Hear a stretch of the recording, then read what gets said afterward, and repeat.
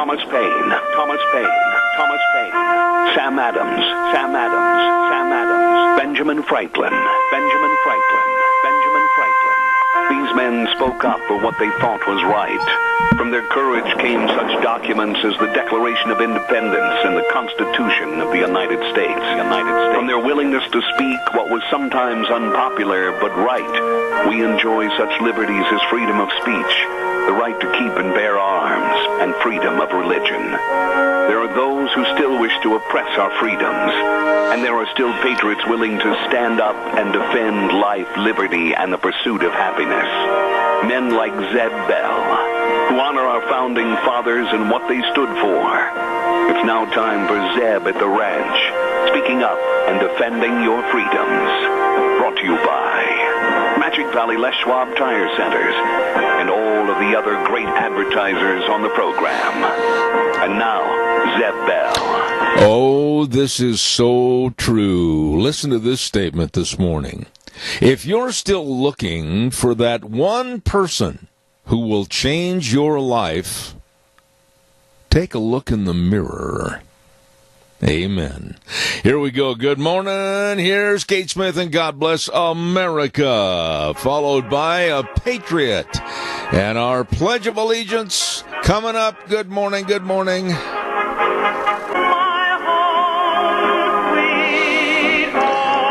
And a good morning to you, Zeb at the Ranch. I'm Zeb Bell, and welcome to a brand new week, Monday, March 11th already. And we're brought to you by our major sponsor, your Magic Valley Les Schwab Tire Centers, all 7 locations serving you with a big spring tire sale going on right now, along with some of our great advertisers like Burley Physical Therapy and Rehabilitation at 1263 Bennett Avenue, Suite 2 in Burley, helping you get back to being you. Right now, let's go to the phone line and have our Pledge of Allegiance from a Patriot. Good morning. Good morning. I pledge allegiance to the flag of the United States of America and to the republic for which it stands, one nation, under God, indivisible, with liberty and justice for all. This lady always makes a day brighter and happier. Lorna, thank you for calling. God bless you. Thanks so much. And God bless you, and everybody have a great day. Thank you. Very, very nice lady right there. You bet. One of our lunch bunchers has been from the very beginning. Let's go to the weather, and the weather brought to you by K&R Rental at 256 South, 600 West of Hayburn with Roger and the whole crew. Holy moly, they've got all the best of tools and equipment to finish any kind of a job, and they've got it for both long and short-term usage. All you need to do is just stop in or call them. Now, they're located on the Burley-Paul Highway. Easy to find, and boy, have they got a front yard showing you all their goodies out there. I mean, equipment all over for every need. 678-3122, K&R Rental. Right now, here's the weather. Not too shabby as we kick off another work week. Here's a look at your weather forecast. We are looking at sunny skies for today. High right around 44. Winds out of the north at about 5 miles an hour. Tonight, nice and clear with low of 23. Tomorrow, we do have a very slight chance of some rain showers in the afternoon, but other than that, mostly sunny skies with a high of 47. Slight chance of snow showers for tomorrow night, mostly cloudy skies with a low of 24. Going to be a little bit on the breezy side. Gusts as high as 25 miles an hour after midnight. For Wednesday, partly sunny skies with a high of 39. Thursday, sunny and 43. And as we take a sneak peek at the weekend, looks like mostly sunny skies. Highs are going to be in the upper 40s to low 50s. That's a look at your weather forecast for Zeb at the Ranch. Oh, finally. Thank you, Gina. I heard that magic number, low 50s and getting warmer. I love that. Good morning, everybody, and thank you, K&R Rental. Roger and the crew at 256 South, 600 West of Hayburn, serving you with the best of tools and equipment to finish any kind of a job. Questions? Give them a call, 678-3122, K&R Rental. By the way, too, our big thanks and a shout-out to some people that they're not just an advertiser on this program, they're my friends. And that's, of course, Daryl's Cleaners at 1223 Albion Avenue in Burley. And I want to remind you, too, that if you stop in there and drop off all your rimply, crimply, and your dirty clothes, whatever, hey, they will make sure that you get a 10% discount if you prepay. So, in other words, with all the clothes and everything, just get the bill, prepay, get 10% off. Can't beat that. Stop in today.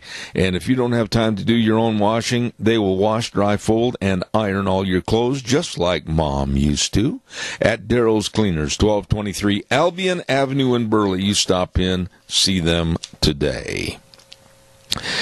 Wow, we've got some heavy hitters coming on the program this morning. Excuse me, I still got that old frog in my throat.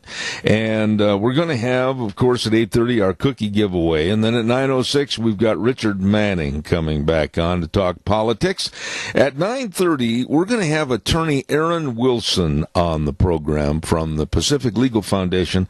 And a husband and wife team went to the voting polls and were told they had to go home, because that voting establishment right there, the guard at the voting poll that they went to, said they had to take their T-shirts off. We're going to find out about that. And then at 10:06, Maria Espinoza talking about the mess at the border, and then the Idaho Legislative Update at 10:30 this morning with Representative Clark Kaufman. Going to be good. Don't forget our friends at Ramsey Heating and Electric. And they do, and it's not brag, it's a fact. They do have all your heating, cooling, and electrical needs. Regardless of what you need, regardless of what you want, they have it there waiting for you. And they've got the best of people, the sharpest of people to help you answer your questions. Absolutely. Ramsey Heating and Electric at 2600 Overland Avenue in Burley. The number to call, 678-0459. They're open 7:30 to 5, Monday through Friday, where they provide warm winters and cool summers. Ramsey Heating and Electric. Oh, and I am so doggone hungry this morning. I wish I could just jump in the truck and head over to Denny's restaurant at 611 North Overland in Burley.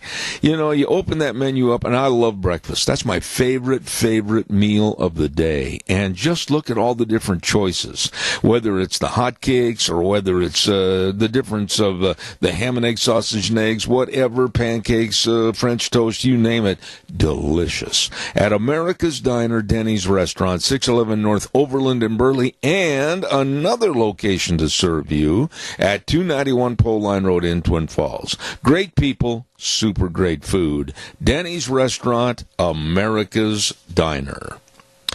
All right, calls are welcome and appreciated. 436-2244, 1-866-927-4587. They talk about it. They say they're going to do it, and we sit back and do nothing to stop it. What am I talking about? The liberal left and their socialism sleaze gets worse every day. Honestly, think back to Christmas time and all the stories that have cropped up after the first of the year regarding us, the United States, becoming a socialist country. Now, this past weekend, if you follow the news and you're not just hanging on the words of the lies and the vitriol of ABC, CNN, CBS, etc., you will have heard that this past weekend there was an outright blatant statements of support to allow illegal aliens to vote in this country. Where is the outcry against this? You know, I know what you're going to say. Well, when I send a letter to Crapo or Risch or Simpson, I just get a form letter back. I know what you're talking about, and I know what you're complaining about. But, you know, folks, we're just one step away from losing what this country has fought for over 200 years. The value system, the morality, everything is just one step away from letting these kooks and crackpots that call themselves socialists or whatever, or progressives, from destroying and ruining this country forever. Where's the outcry? Where's the standing up with a constitution and saying, whoa, wait a minute, they can't vote. They're never going to vote because they're not citizens of this country. It's a simple no. But I'm not hearing the cry. I'm not hearing the yelling. And with major surges of illegal aliens coming to our border, and some of the numbers are astounding. Some of the numbers are like 700,000 they plan or they think might try to make it through caravans and other means into our country this year. And they're saying that if they get in or have any success of getting in, the surge is going to be even bigger going into next year. Now, you're talking about 700,000, 1.4 million. That's the state of Idaho coming in here. Holy cow. Where is the outcry from us demanding that things get toughened up back on the Potomac at our Capitol, our Senate, and our Congress, and the adherence to laws against this garbage? And it is garbage. There's a real garbage. The way our Constitution is being trashed, not what Alexandria Ocasio-Cortez has said. That is a real garbage against our Constitution. I'm not calling the people garbage. I am calling the situation garbage. It should never happen. Never. You know, I listened to that story about the 700,000 minimum coming up to our borders. Then I listened about no punishment, no backlash to the Muslim Congresswoman Omar for her anti-Semitic remarks, and that's not the first time. And Congress is afraid to deal with Islam. Again, they won't address it. But we say nothing. And by the way, to our wonderful Congressman Mike Simpson, crickets. I had Deanne before the program this morning check the website to make sure that Mike had not made any statements or anything, so I had to be fair. I couldn't find a thing in regards to this mess with Omar. Caller, good morning. You're on the air. Morning, Zeb, Earl. I just foresee with what's coming on here with this border crossing problem and immigration problem all over this country and others is a tanking of the economy. And that's my biggest worry. Earl, let me ask you a question. It is coming. Let me ask you a question, Earl. With let's say that the numbers and the guesstimates are fairly correct on. Let's just knock it down to 500,000, 500,000. Let's say that 500,000 attempt to blatantly storm our borders or come in the dead of night illegally or go to the border crossings, create havoc, etc. Earl, how in the world can we as a nation survive when we're letting those amounts of people come in and take up residency in a country where we, the taxpayers, are going to have to foot the bill and it's going to break everybody? I don't get out a lot, Deb, but I'm just afraid of what the mindset of individuals in this country has come to in the last 50 years. Does that make any sense? Yeah, but explain the mindset. What are you saying? I've got limited time here, and I want to make sure I get your point out. We've been dumbed down. Oh, absolutely.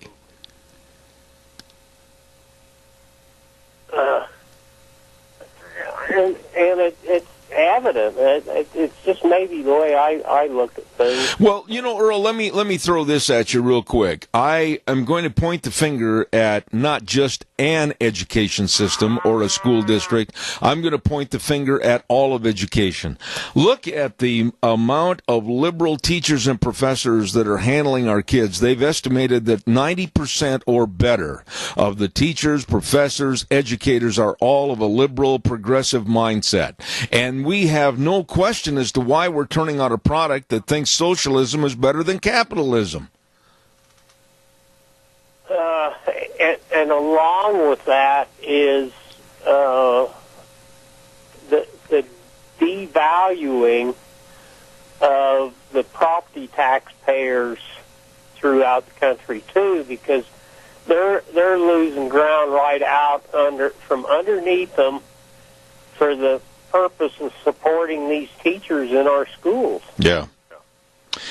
I just don't think, I'm not trying to say that I am better than anyone, but I know that my business is to diligently read and keep up on the news and get all sources of news to make sure I understand all corners of the news.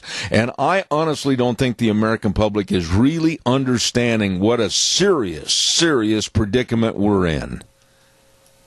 Well, and I'll say this again, I've said it before, and you've said it, is we were raised under parents that taught us of what the Depression did to this country. Yes. Yes. And when we don't value all the little things in this country, they all add up to big things. Earl, that's extremely well said, and thank you so much for your call. I got another call waiting. I appreciate it. Have a great day, my friend. Thank you. Caller, I'll be right with you, I promise. I've just got to get this on quickly. Burley Physical Therapy and Rehabilitation at 1263 Bennett Avenue, Suite 2 in Burley. I'm going to be down there tomorrow. I'm going back in for some more work on my old beat-up legs, and they do a phenomenal job. Absolutely. Nick Greenwell and the entire staff at Burley Physical Therapy and Rehabilitation. I urge you to call, make an appointment, because with all the exercises and the use of the hydrotherapy pool, they can help you get back to being you. That's right. Call the number 678-1191. Again, 678-1191. The best. Burley Physical Therapy and Rehabilitation at 1263 Bennett Avenue, Suite 2 in Burley. Caller, good morning. You're on the air. Yes, good morning, Zeb. When it comes to the security of our country, I'm hardcore. Our country is under siege.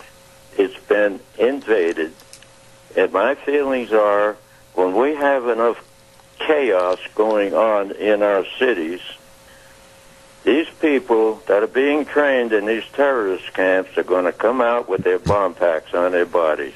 And this is what I'm seeing. Maybe I'm crazy, but... No, I'm never going to say you're crazy, and I'm not ever going to say that your thoughts are extreme.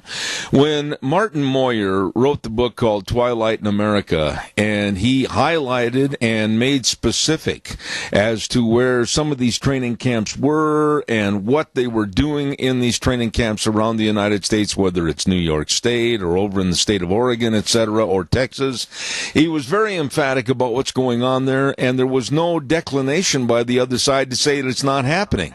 They are here in this country, and all they need is basically a clarion call to come to order, and Tony, look out. Well, I think a lot of these people that have come into this country and they disappeared are MS-13 drug dealers, and they're in that training camp just waiting to do their damage when the time comes. And this country is done. Here we have somebody like Rand Paul is worried about the Constitution being violated because of the wall. I don't think this guy understands that when this invasion continues, He's not going to have to worry about the Constitution because the Constitution's going to be gone. You know, I think it's just another little way for Rand Paul and others of the Republican Party, I'm going to pick on the Republicans for a minute, to sidestep and avoid any confrontation with President Trump on this wall business in a show of non-support. I've got my belly full of weak-kneed, cowardice Republicans. I usually criticize the Democrats, but in what you're saying, the Republican Party has not stood behind President Trump. They have not stood behind the protection of the American taxpayer, and people like Rand Paul make me sick. Well, we've got too many up there that are turncoats and they're quislings. Nothing more than quislings. I couldn't agree more. Somebody else. I couldn't agree more. Tony, I got another call. I appreciate it, buddy. Thank you for calling in. You're welcome. God bless you, man. Thanks. Caller, I'll be right there. Don't go away. I promise. I got to remind everybody about Jake Spalding and the crew over at Rain for Rent. Boy, the weather forecast starting to shape up. And with sunshine in the forecast and warmer temperatures in the forecast, I know a lot of you guys out there, oh, yeah, you're thinking about cranking up those tractors and getting to work. Well, that also means irrigation season right around the corner. Well, Rain for Rent, a Reinke Diamond dealer with the best of a dedicated sales staff and service staff to serve you. Believe me, they've got the best of equipment to help you with your irrigation system and your season. So please don't hesitate. Get a hold of Jake and the whole crew at Rain for Rent. Number to call, 438-5065. They're located at 134 South, 600 West of Paul. Remember, Rain for Rent. And irrigation season, it's here. You get a hold of them today. Caller, good morning. You're on the air. Good morning. It's the Yummy Man with the venue for the Burley Senior Center for today, which is Debbie's going to make some yummy enchiladas. We'll have some corn and beans for vegetable along with a salad. And I have to tell you, it's yummy dessert because you don't know what it's going to be yet, but it'll be good. Okay. Now, we've got to think of some other words, though, for the rest of the dinner. I mean, exquisite or taste tantalizing or whatever. But you got to say the yummy. Just save that word for the dessert, Joe. All right. That sounds like a winner. All right. Hey, only $5. we'll send everybody over to the Senior Center on Overland in Burley. Thanks. Appreciate it, Joe. Need your help. All right, appreciate it. Thank you much. Calls welcome, 436-2244, 1-866-927-4587. Just a quick note. I probably am of a smaller number. I don't know. I really don't care. I'm just going to voice my opinion. I absolutely detest switching over to daylight saving time. I'd like to know how somebody can tell me how it saves energy. Now, if you get up like I do early in the morning, okay, and you turn on your lights, and in the morning it's going to stay darker longer, and you need your lights on at a longer period of time in the morning, and then you have people say, well, yeah, but there's more light in the evening, so we don't have to turn our lights on. Isn't it a balance? Isn't it sixes if they stay on longer in the morning, or if you have to turn them on at night? I don't like daylight saving time. I don't like being told that I have to give up an hour of my sleep. As much as I get up early in the morning as it is, I don't like the change to my system. There, I voiced my opinion. I don't like daylight saving time. Calls are welcome, 436-2244, 1-866-927-4587. We had Dr. Bill on our program the other day from Ark Animal Hospital. It was an excellent interview about leptospirosis, a disease that can be transmitted from animals to humans.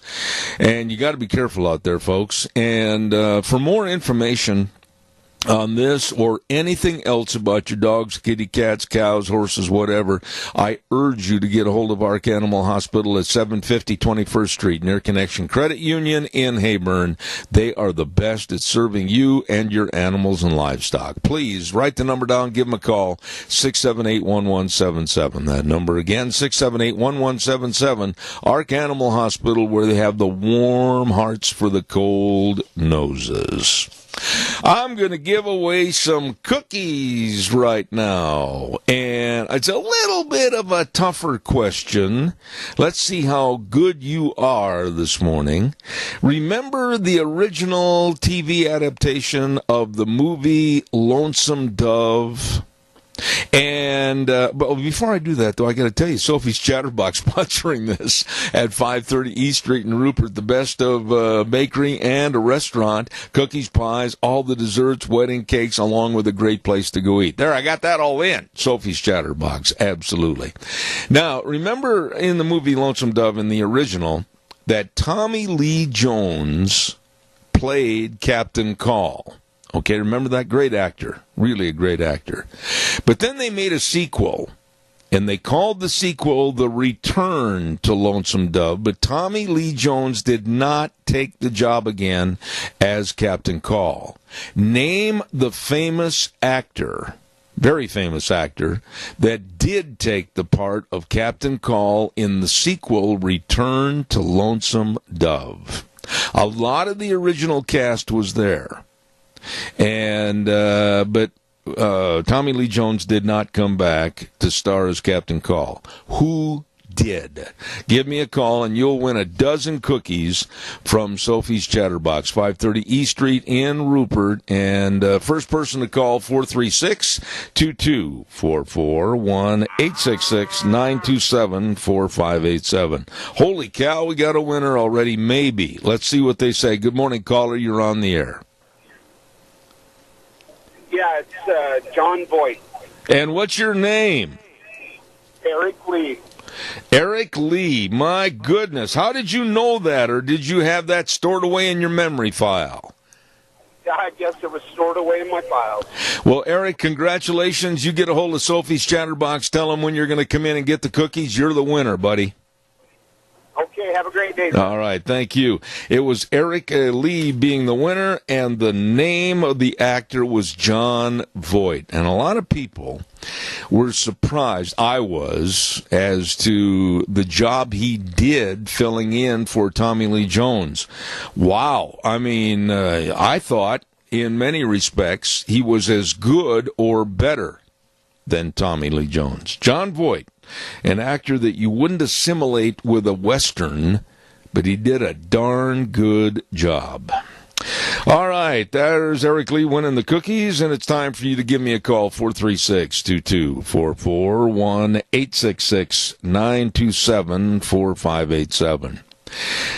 Alexandria Ocasio-Cortez is back at it again, and here's a woman that I wish there was more I could do, honestly, to see that she's a one-bullet Barney and is defeated in the next election and gone. I don't like her at all. I don't like her personality. I don't like her ideology. I don't like anything about her attitude towards America. I don't like this 29-year-old little brat. And if that offends somebody, I don't care. She basically called America and our capitalist system, and which is involving you and I, garbage. Garbage.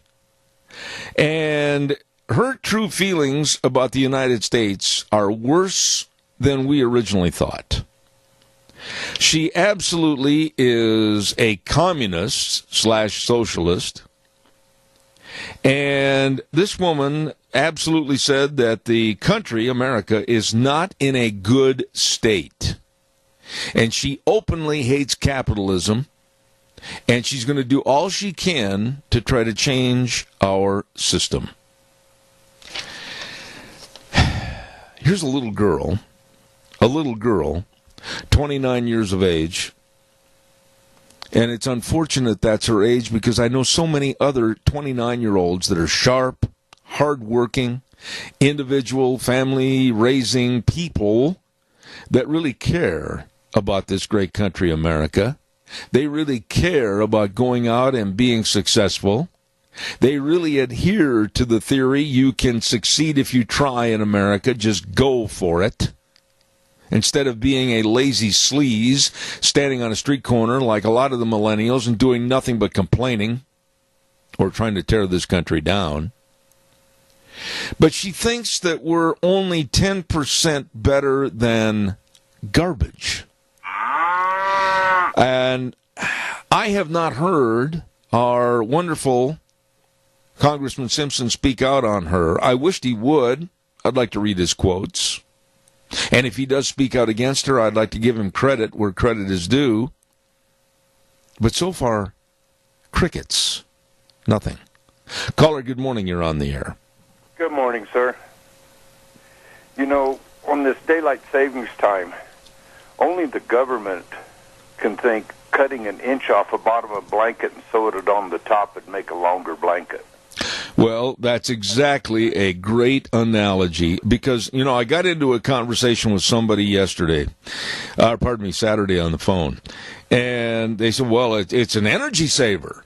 And I sat there and I thought, how do you explain to this person that if the lights stay on longer in the morning because it's darker in the morning, that's going to save energy? I mean, boy, somebody has got to pull the wool over my eyes in some respects, but I don't see it in this story.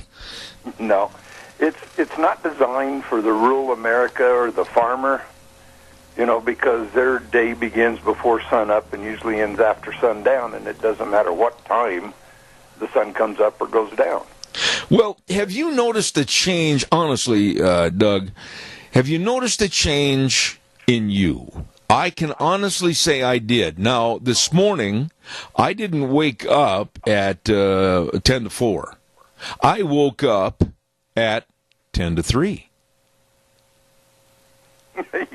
Well, I woke up an hour early this morning. No, but what I'm saying is the transition from that clock being set ahead an hour has totally messed up my attitude and my physiological attitude towards getting up and being aware of what's going on. And I've heard other people say that hour, it takes a long time to replenish that and get back into somewhat of a norm. I don't like daylight saving time. I hate it. Well, I'm neither for it or against it. That's my opinion of it. But I think it was done for the businessman and the people that work the 8 to 5 or 8 to 4. And for the golf courses. And for the golf courses. Let's call it like it is. Because right there, you've got an extra hour of light at night. Why not just start at 7 in the morning instead of start at 8 and leave everything the same? Would you tell me, I got into a conversation with this person and I said, well, tell me about this. Forget about the light factor as far as saving in your home. What about the safety factor? For those kids that are out in rural areas waiting for school buses, wouldn't it be better to leave it alone so that the light in the morning and they're more easily seen than in kind of a quasi-darkness? Well, it would. It would. And like I say, if they want an hour more in the evening, then start work an hour earlier. It's that plain and simple. Yeah, well, evidently it's not plain and simple, because I hated it back in Wisconsin when I was a teenager. I hate it out here. I don't like daylight saving time. Well, at least the clock on my pickup is right now. You know, it's funny you should say that. Yesterday we were going to church and Deanne said, "Oh, did you reset your clock?" I said, "No, now it's the correct time." Oh, it makes me mad. Thanks. Well, quickly, what about Ocasio-Cortez and America's garbage? Did you know you were garbage?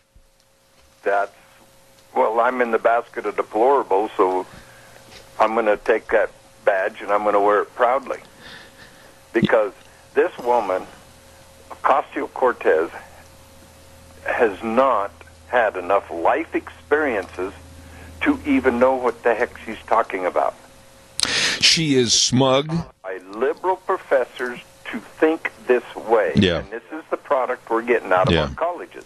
She is smug, she's arrogant, she's egotistical, she's ego-centered, she is absolutely a person that has never had to go out and work for a living to the point where she's had to maybe try to propel herself up to the ladder and then maybe write out paychecks or have other people working for her. She is a person of non-experience.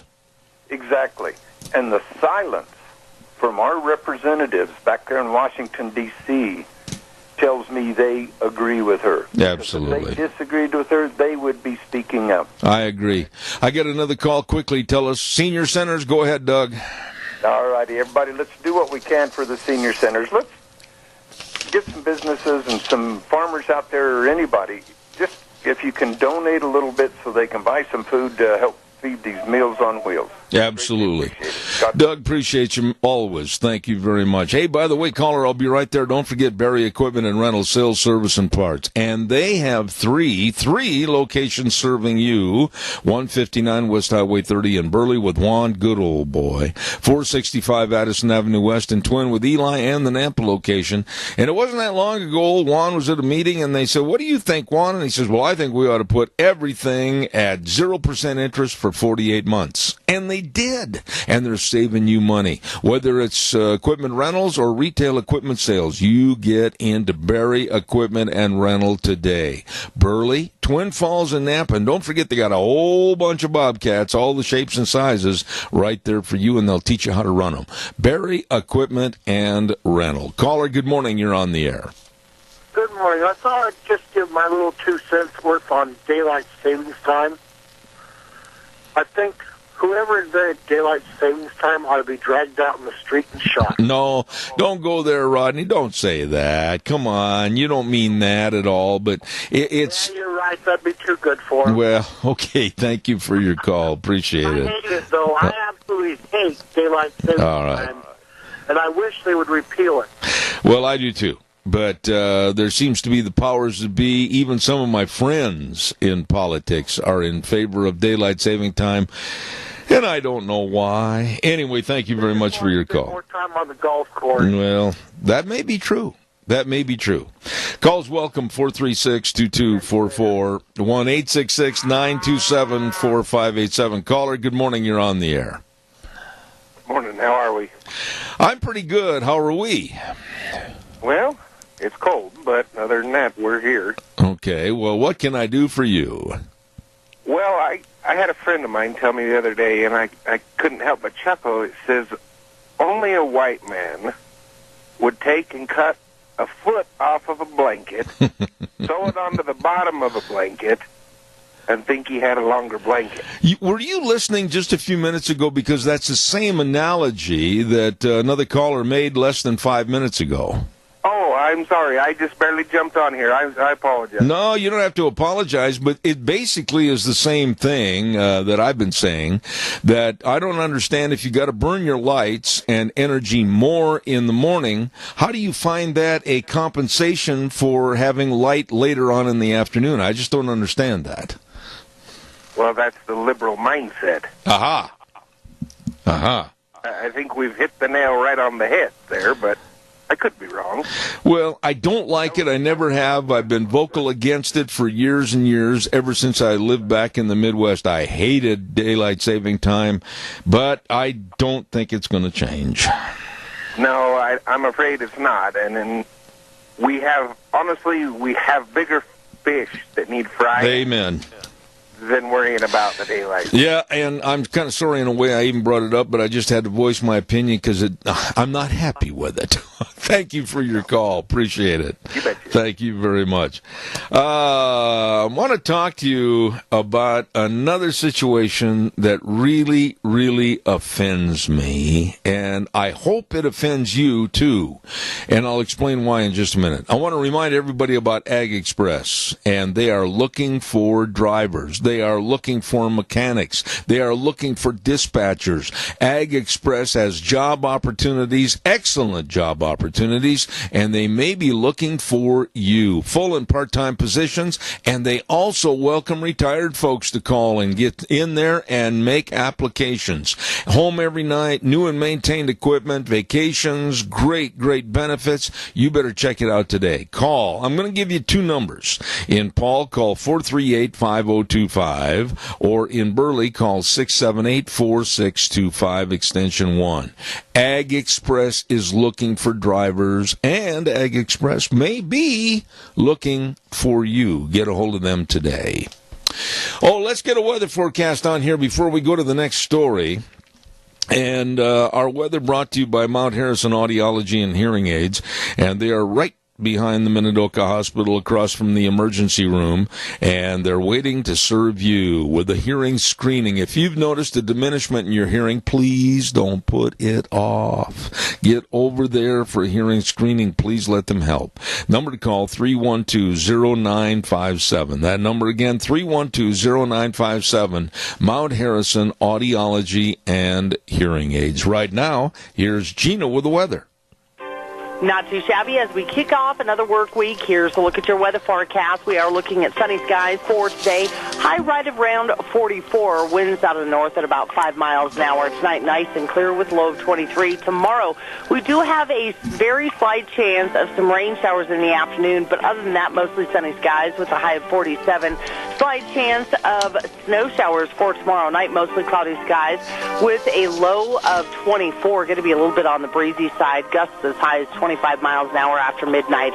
For Wednesday, partly sunny skies with a high of 39. Thursday, sunny and 43. And as we take a sneak peek at the weekend, looks like mostly sunny skies. Highs are going to be in the upper 40s to low 50s.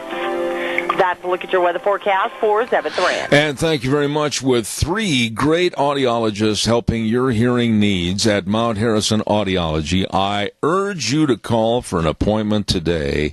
Believe me, they can help you with your hearing health. Mount Harrison Audiology and Hearing Aids, 312-0957.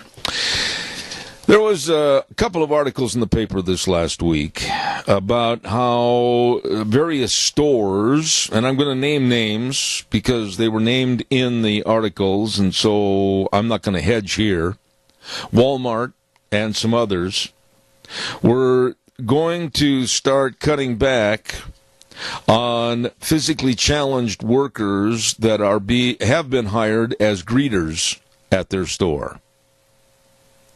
And it looks like they're going to try to refill those positions by April 26th, next month, with what they say more physically demanding customer host roles.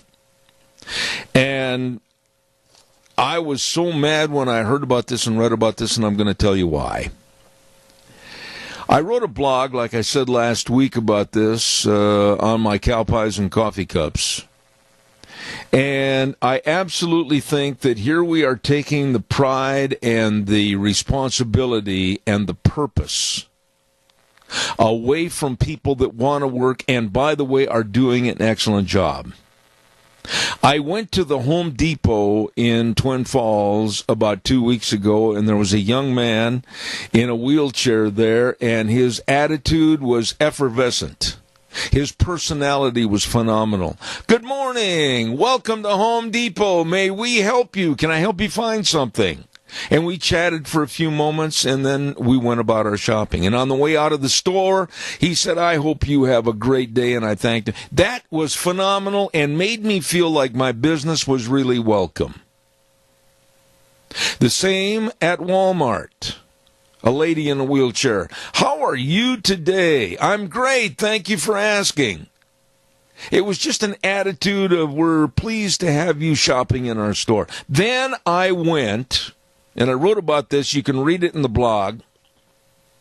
I went to a, let's just say, electronics store.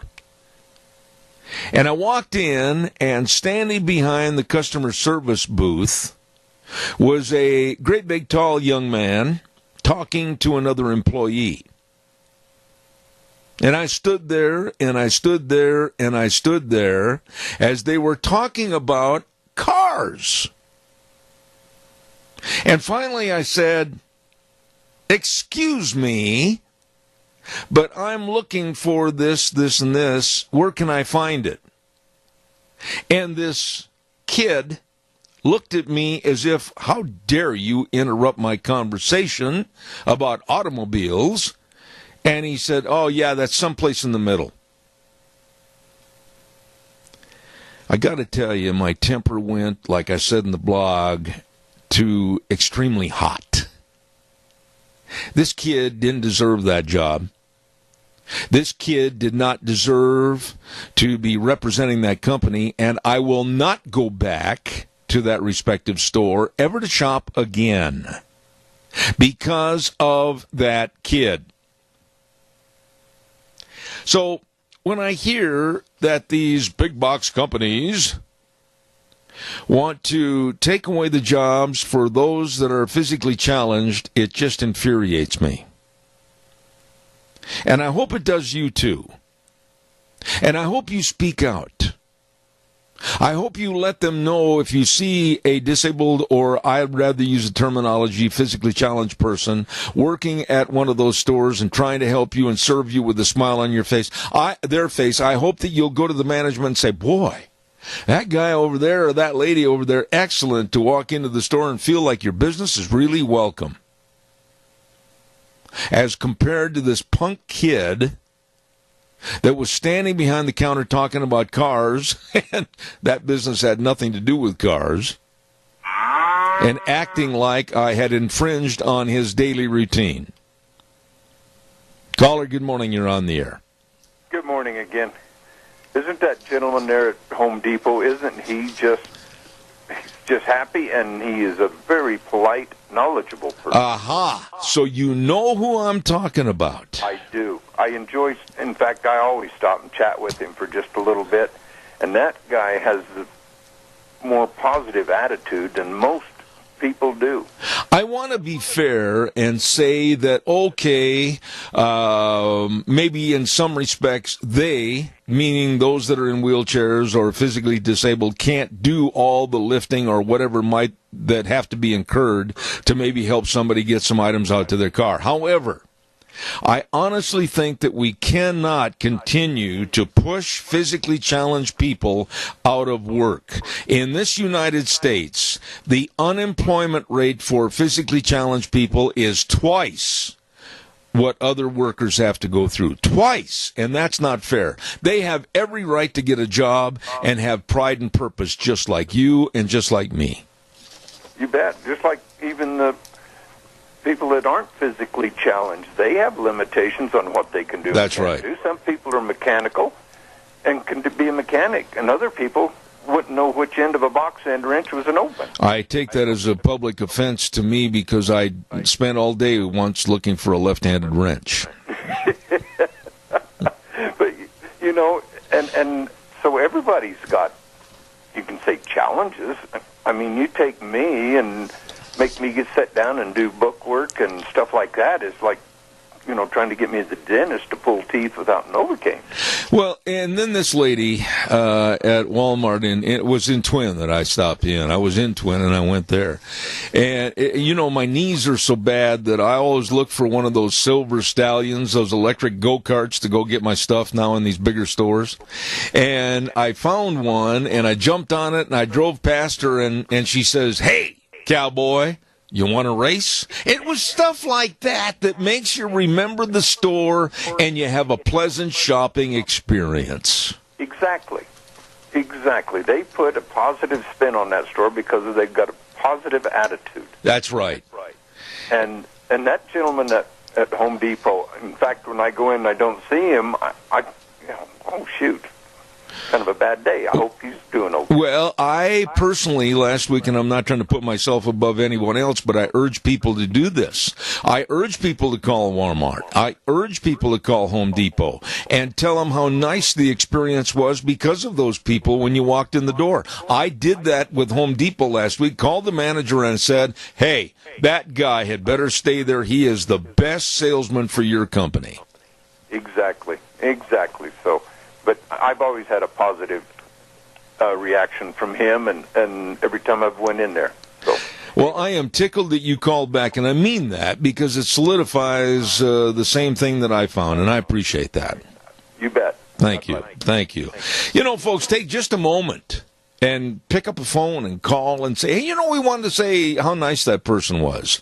Or when you're going through the door, say, well, you know, I'd like to talk to the manager for a minute, and say how nice it is to feel like you're really wanted and your business is appreciated, instead of what I ran into at the other place. Caller, real quick, I've got 1 minute. Yeah, I just want to talk about that young man you're talking about. He knows where everything in that store is, too, and he'll direct you right to it. Oh, amen. Are you talking about the young man at Home Depot? I certainly am. You know, I tell you what, I appreciate your call because that just solidifies everything I thought when I wrote that blog this last weekend. And thank you very much for your chiming in on that. I appreciate it. Thank you. God bless you. Thanks. Boy, I appreciate those guys basically backing up what I said. And you talk about customer service, that was A1. Hey, don't forget your Magic Valley Les Schwab Tire Centers.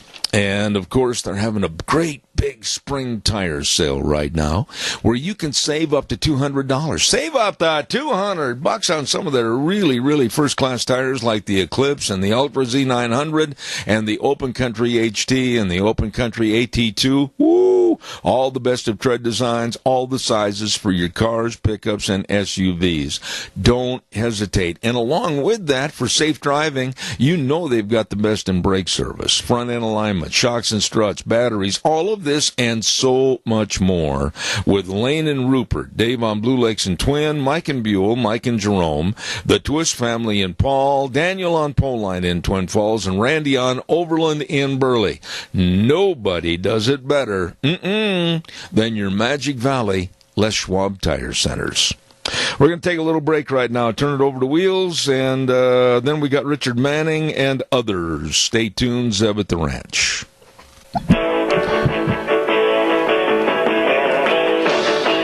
Good morning. It is just a beautiful day outside with the blue skies and the sun. Oh, my goodness, if I got spring fever. Morning, Zeb at the Ranch, and, of course, with our major sponsor, your Magic Valley Les Schwab Tire Centers, all 7 locations serving you, and, of course, some of our great advertisers, including Burley Physical Therapy and Rehabilitation at 1263 Bennett Avenue, Suite 2 in Burley, helping you get back to being you. We're going to have this good word for Western Waste, and we'll be right back. From the canyons of the Snake River and all across southern Idaho, we're always at your disposal. Western Waste Services, we care about our community, our resources, and this great land. Western Waste Services is lending a hand, always at your disposal. Western Waste Services. New to the area and you don't know what to do with your garbage? I've got the answer. Just call this number, 734-6969, 734-6969, Western Waste Services. They can put you on the route service. Come get your garbage. It's gone. It's out of there. Always at your disposal. Great folks. Western Waste Services. Want to also give a great big shout-out to another of our great sponsors and advertisers, and that's Dino's Septic Service. Hello, Dino's Septic Service, and you're going, ooh, you don't want to be out there pumping a septic tank, or you don't want to be out there handling all that liquid waste removal and cleaning out a sewer and sink drain line. No, but they do. They do, and they've recently expanded, and man, can they serve a lot of people in this area. All you need to do is call them, Dino's Septic Service, and they've got a couple of numbers. I'll give them to you now. Pen in hand, are you ready? 436-6526, or in Burley, 678-1638. Very fast, fair, friendly service at Dino's Septic Service with that big truck that says, smells cargo on the way. They're the best. Dino's Septic Service. Right now, talking about the best, what a segue, because we have just reached the point in our program where I look forward to Mondays, so I get a chance to visit with a good friend that really knows what's going on politically, and he is the president of Americans for Limited Government. Good morning, Richard Manning. How are you? I am doing great, Zeb, and it's always fun when I'm doing the lead-in, and it's the lead-in is Dino's Septic Service, because I am calling from the primary place for most of the septic needs of the country, and it's back here in Washington, D.C. I couldn't agree more. But we may need to bring Dino's out to D.C. I will call them and see if they can't bring the truck with the big hose, and we'll take care of it. Really big hose. Okay. Really big hose. Listen, I appreciate you being on the air every Monday because you have a tendency to kind of educate me to the more finer points of what I'm mad about. And I got to ask you about, first and foremost, why in the world, I'm going back a couple of days in a story about Adam Schiff and others helping Cohen, the attorney, with maybe his testimony in front of that hearing. Everybody says and poo-poos it and says, well, it was no big deal. But according to the reports I've read, they talked to him and helped him for 12 hours before he had to give that hearing. What are your thoughts? Well, I think it's pretty clear that the Democrats wanted to make certain he said what they wanted him to say, and that he didn't say what they didn't want him to say. And so they were able to coach him on the questions, and within the limits of truthfulness, which a guy who's been actually convicted of perjury may not find so limiting.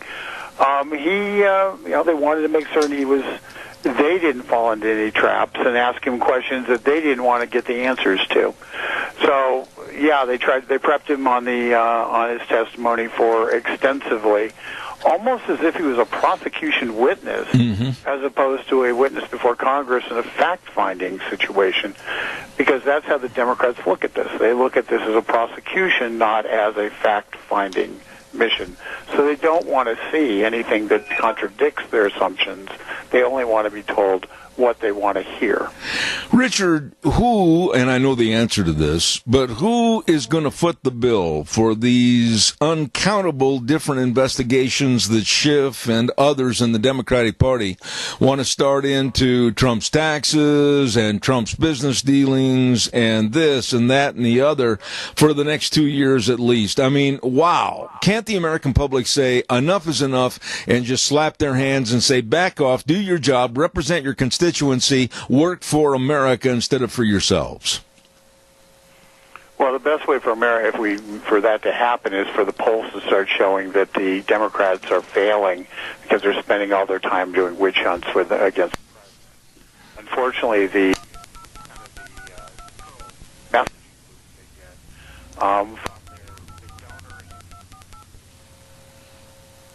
is that this is exactly what they want. And so, essentially they are getting a feedback loop of people saying, do this, this is what we want. We want Trump impeached. We don't care what happened. We don't care what anybody thinks. We don't care what the facts are. Donald Trump is dangerous, and we need him impeached. That's what they're doing. Now, fact is, Zeb, we had an opportunity for the public to say no to this, and the public decided to elect the Democrats into a majority. Yeah. Largely because the Republicans were such a failure.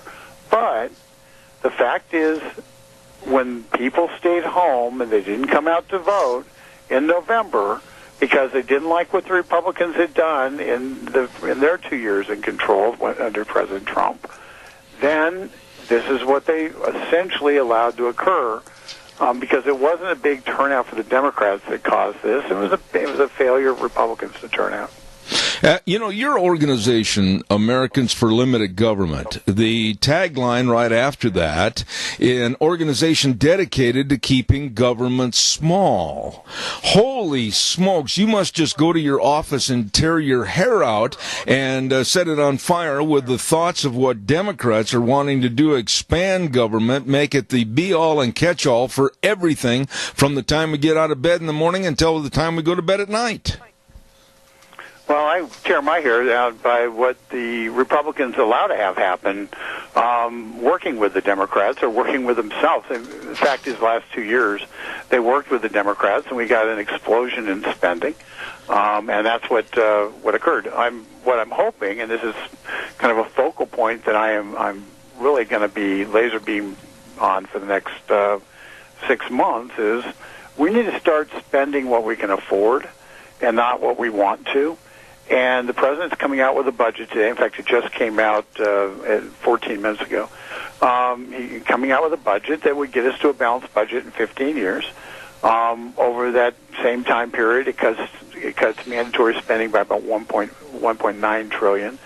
It increases defense this year, which increased defense by 5%, would decrease discretionary non-defense by 5%.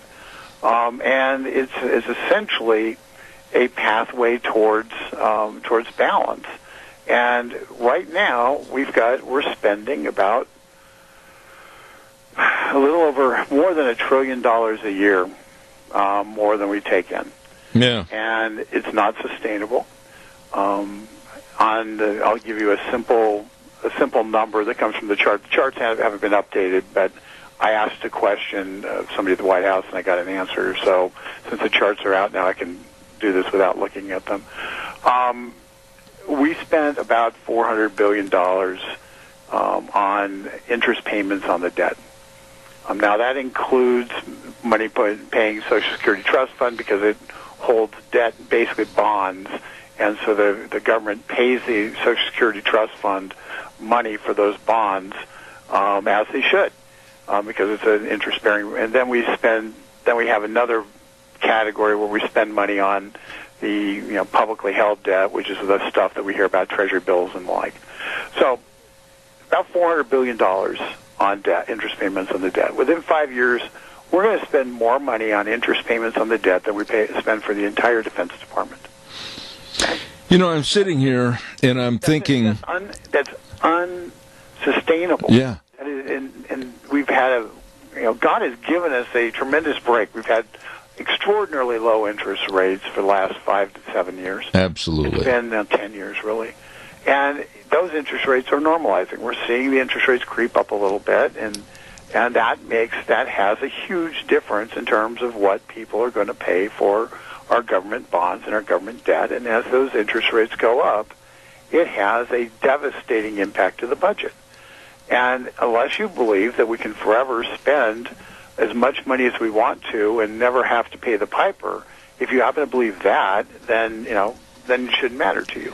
I don't happen to believe that. Isn't that so it matters a lot to me. Isn't that the premise, though? We have to really draw a line in the sand. The president's put a pathway to balance. Yep. And the question is, will Congress follow, or will they continue doing what they've been doing for the last 5 years? Absolutely. You laid it out in such a simple, succinct way, and I just don't understand. We ought to take what you just said. Now, I ought to take it in clips. I'll go to my person after the program, and we'll get it all put on little cassettes or whatever. Here's the thing with the Democrats and Alexandria Ocasio-Cortez and all these others that think, Kamala Harris is another good example. We can spend.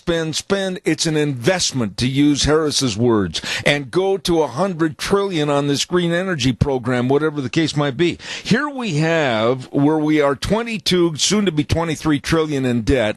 The president currently, Trump, is offering a debt reduction and a balanced budget in 15 years. It doesn't take a rocket scientist to look at both programs and say, holy smokes, we better go with the Republicans and Trump and not with these absolutely airheaded Democrats.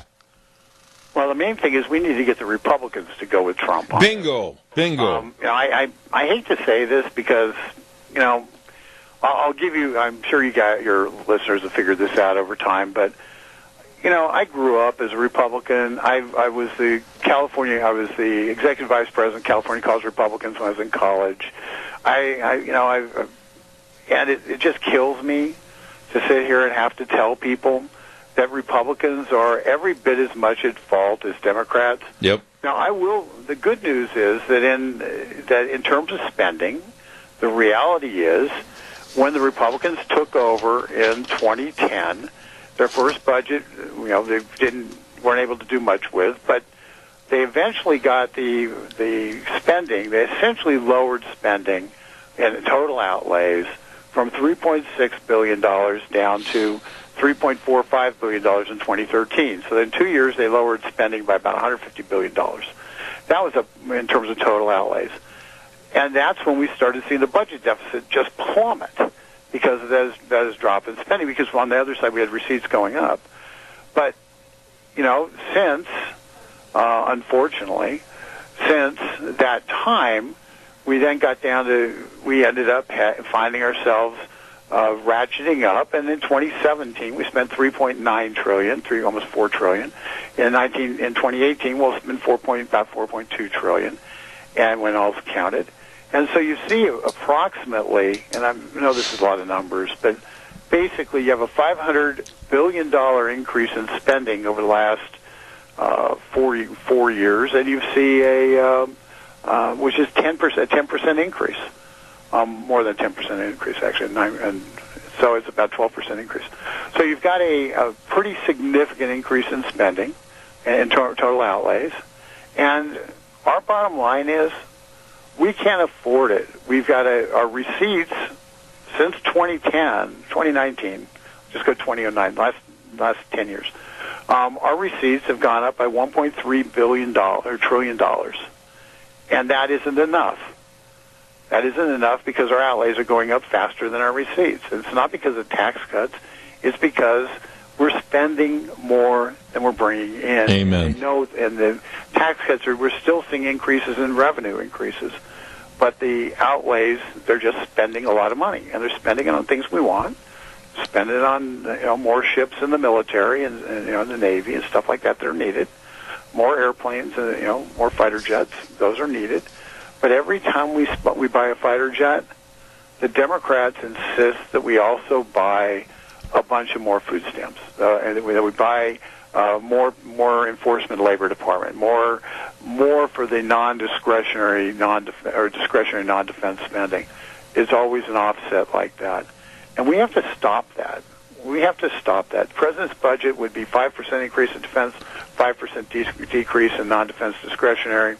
And, if we end up flat on defense and a 5% decrease on the non-defense discretionary, I'd be happy. I don't think we want to cut defense, but I don't know that we can, we have to figure out how to get more bang for our buck out of the Pentagon also. Very well stated. Now, with all that being said, I heard something else this weekend that really gave me pause for concern, and it goes back to, again, Alexandria Ocasio-Cortez and her 29-year-old rantings without much knowledge to back it up. But I was listening to a poll that was taken, and they said that 61% of the millennials today think that socialism is great, and if you take the numbers of millennials in the voting public, that would equate to almost 1/3 of the voters going to the polls in 2020. To me, that's very scary to think that we've got that kind of voting power for not only the regressive left, but also a socialistic attitude. That's a concern that's well placed. It's I will tell you that when you ask them specific things about socialism, as opposed to just the general idea, the kind of a John Lennon Imagine song socialism, where they view socialism as sharing, and sharing is good. Socialism is sharing and tolerance is what they believe. But then when you start asking about specifics about socialism, they don't like it very much. When it's no longer sharing, but the government's putting a gun to your head and taking your stuff, suddenly they get a little less happy about it. So, if the Republicans want to fight this, they need to start making a very fine point about what this sharing actually is. Because it isn't sharing. Sharing is voluntary. This is, and everybody wants to share 50% of their income. Welcome to do so. Go to the local food bank, give them money. Okay, I would encourage you, if you want to feed people, go to the food bank and give them money. Do not give the government money and expect anybody to get fed. But they don't understand that. And so we have an education job ahead of us and we've done a bad job of it in the past. The fact is they don't agree with socialism when it comes down to what socialism is. They agree with socialism in terms when it talks about broad principles like, shouldn't everybody have access to health care?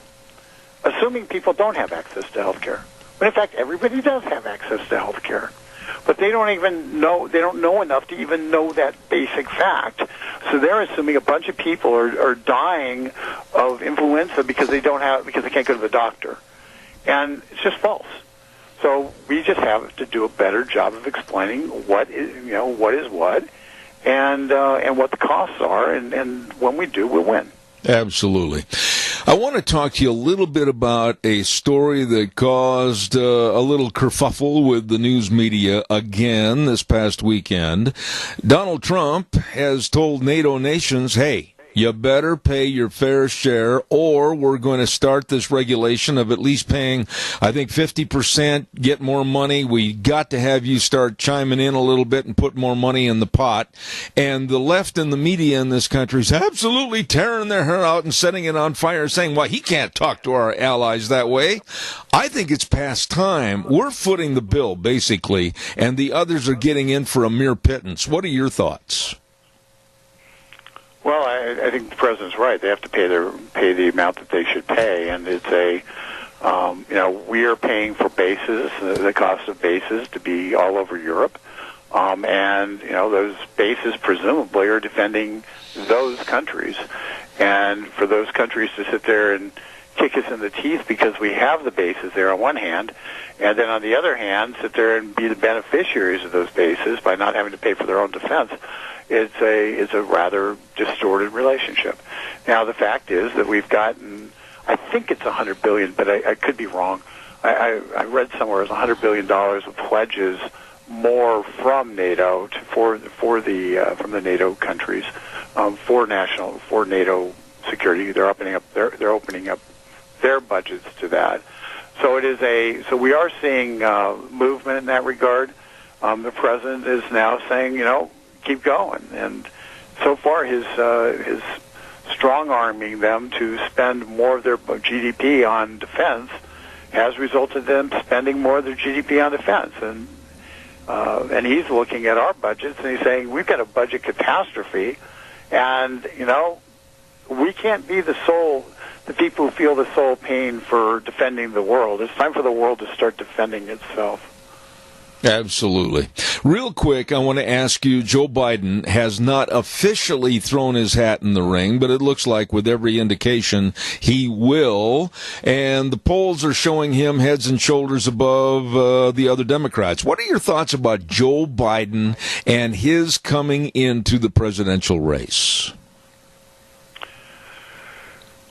Joe Biden will be, at first blush, will be popular with the Democrats who sit there and say, all we really care about is we want somebody who can beat Trump. And that is the number one issue in the Democratic primary, by the way. It's not socialism. It's whether or not they think they can beat Trump. So he will be very popular with them until they discover, all these millennial voters discover, some of the things Joe Biden has done in the past. And I'm talking about from a policy perspective. And it doesn't really fit all that neatly into the modern kind of hyphenated America that we have, that they want to envision. And so he's going to have a really hard time reconciling his old style liberalism with the modern thought process. Remember, one of the things that Ilhan Omar said immediately after they passed a fraudulent rebuke of her, she immediately attacked Obama for being a murderer, saying he murdered people in the Middle East with his drone strikes. Although albeit we had a guy named Rand Paul attack him for the same thing and did a 13-hour filibuster because he was killing American citizens using drone strikes in the Middle East. Well, Ilhan Omar was more concerned with the non-American citizens who were being killed. But all that being said, they now are going to, even the history of being part of the Obama administration with the radical left isn't going to be acceptable. So he's going to have some challenges. I don't think he survives the primary process. If I were Joe Biden, I would not run. There's too many other skeletons in the closet that I wouldn't want out. Certainly wouldn't want discussed. But if he does run, Joe Biden historically has been an incredibly poor national candidate. He always looks good on paper. He never gets any votes, and I don't anticipate he's going to get any votes this time. He will be the Jeb Bush of the Democratic primary. Very well said. You know, I appreciate you being on this program every Monday. I just can't say enough of a thank you for the job you do. President of Americans for Limited Government, Richard Manning, a friend. Thank you, sir. God bless. We'll see you next Monday. Thank you, Zeb. Take care. Bye. Thank you. I enjoy having him on the air. He tells it like it is. Richard Manning. Good guy. Hey, by the way, I know somebody else that tells it like it is, and they are so polite and so nice and so helpful to your families.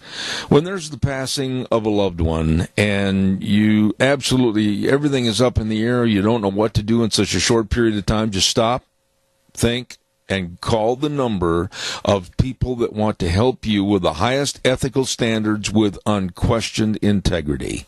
Hanson Mortuary at 710 6th Street in Rupert. Number to call, 436-5636. Joel Heward, his family, and his staff serving you. Once again, that number, 436-5636. And I urge you to call that number and also get pre-information on funerals so that we can all help to alleviate and eliminate a lot of the stress and worry by our families. Please call 436-5636, Hanson Mortuary in Rupert, and Joel Heward also serving you and your family at Morrison Payne Funeral Home on East Main in Burley. Another good old boy is Jeff over at Lee's Furniture, Floors, and More. I tell you what, old Jeff, we saw him at every game I went to. He's really a sports advocate and really supports his son. I appreciate and respect that.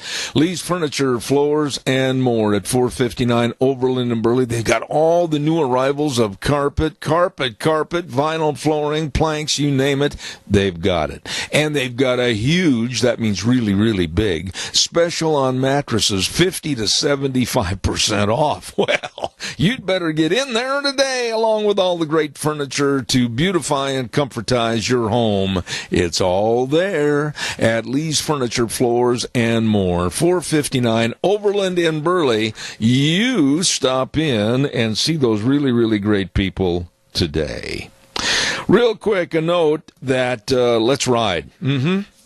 Kind of transitioning with the seasons right now and looking at spring with all the four-wheelers at 270 Highway 24 between Rupert and the World at Let's Ride, right in their showroom. I do not know how they've managed to get all those different four-wheelers inside that showroom floor, but they're there. They're waiting for you. They're open Monday through Friday, 9 to 6, Saturdays, 9 to 4, and they've got, along with all the four-wheelers, they got a huge, I mean really big, accessory department, and I'll tell you, the service department right now is taking in four-wheelers for service before the spring run starts. You better get in there today or give them a call at 436-4771. Let's Ride, 270 Highway 24 between Rupert and the World, where the fun is sold. All right, let's go to the phone line right now, and our next guest is about ready to come on the air with us this morning, and we say to the Pacific Legal Foundation, a very good morning to Aaron Wilcox. Good morning. How are you? Good morning. I'm great. Thank you so much for having me. Well, Aaron, I think this is one of the first times I've ever had you on my program. Tell us a little bit about you. How long have you been with the Pacific Legal Foundation? Sure. I've been with PLF for almost a year now. April 1st will be my one-year anniversary. And I'm really excited to get to be here and talking to you and your listeners. Well, we're glad to have you on the air, and I think we're going to be talking about a story that just enrages me about how certain people, when they went to the polls to vote in the Texas election, they were turned away or told they had to go change their clothes.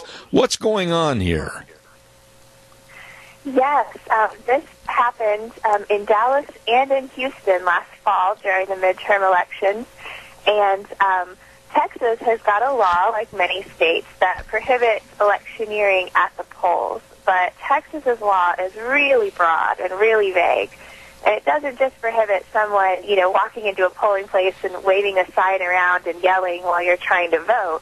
It also prohibits you wearing anything that might relate to a topic that is on the ballot currently, that was on the ballot in the past, or that could possibly be on the ballot in the future. And as you can imagine, that takes in a lot of things, as our clients unfortunately found out last fall. Well, what is it that this husband and wife found out that they were wrong, they were doing wrongdoing regarding wearing a certain T-shirt? Explain that to me. Yes, in Houston, Jillian Osterwitz, she's married to a Houston firefighter, and she and her husband both came to vote in T-shirts that said Houston firefighters. It didn't say vote for Houston firefighters. It didn't say anything other than just a shirt celebrating Houston's fire department.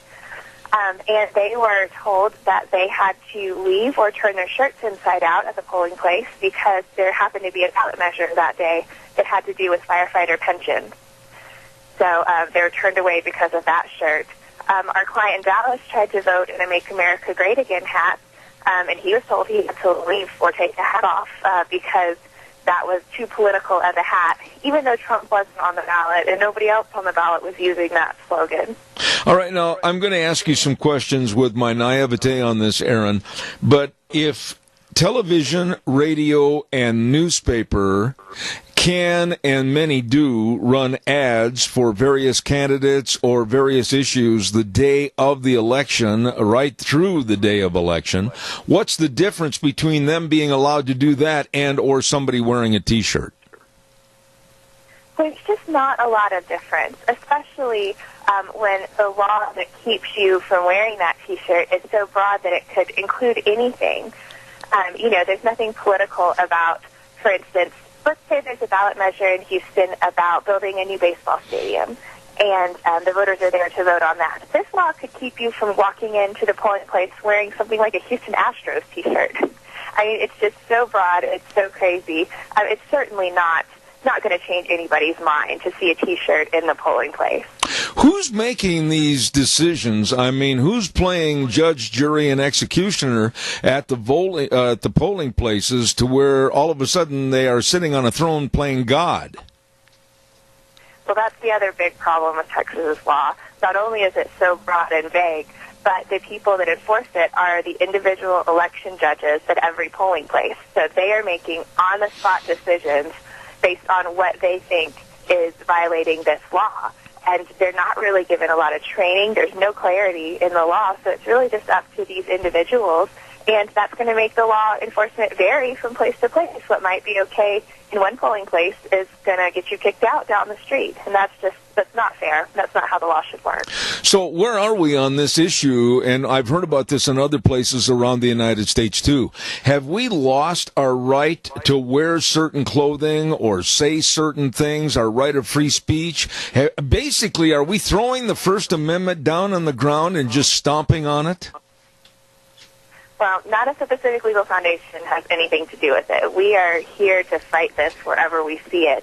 And as a matter of fact, last summer we won a Supreme Court case with a very similar law in Minnesota where the justices said, states, you cannot limit what people are allowed to wear at the polling place. If you're going to start trampling on their right to free speech, then you've got to do it very, very carefully. It needs broad laws that prohibit anything and everything under the sun. Those aren't going to cut it. So Texas should have been on notice since then that their law is actually worse than the one in Minnesota. And so, but Texas they've kept enforcing it, and so we are here to make sure that your right to free speech is protected. I'm beginning to think, and correct me if I'm wrong, because you're the attorney and I'm just a talk show host, but all of these kinds of stories really started to come to the forefront after Donald Trump became our president. I still think 90% of these are Trump hatred related. Well, there's certainly escalated. The Make America Great Again issue has really just become a visible lightning rod for these kind of cases. But actually, they've been going on for years now. There's some really ridiculous examples. Back in 2008 in Houston, again, a woman was wearing a souvenir T-shirt that she bought in Alaska. And then Alaska Governor Sarah Palin was on the ballot, and so she was told she couldn't vote because her T-shirt supported Sarah Palin. And that's just crazy. It happens in other places with people wearing Massachusetts Institute of Technology T-shirts, the ones that say MIT. In 2012, people thought those were supporting Mitt Romney, even though it's spelled differently. Well, this has been going on for a long time, but I do think it's more visible now. Well, there again, I want to go back and revert to a question I asked a moment ago. This is insane, because you could really go to the polls wearing a T-shirt that showed Daffy Duck, and somebody's going to be offended by it. I mean, where do we draw the line on this thing? We have to draw that line very carefully and very closely to the First Amendment. The Supreme Court has said in the past that it's okay to prevent some kinds of electioneering in the in the ballot box. So, that's why you have to stand outside with your signs instead of in the polling place. But where we've gone wrong is now everything goes. Anything is included in a law that's that broad, and that's not okay. We have to make laws that touch the First Amendment very carefully, make them very narrow. As an attorney, I want you to explain something to me in your words, because I don't understand it.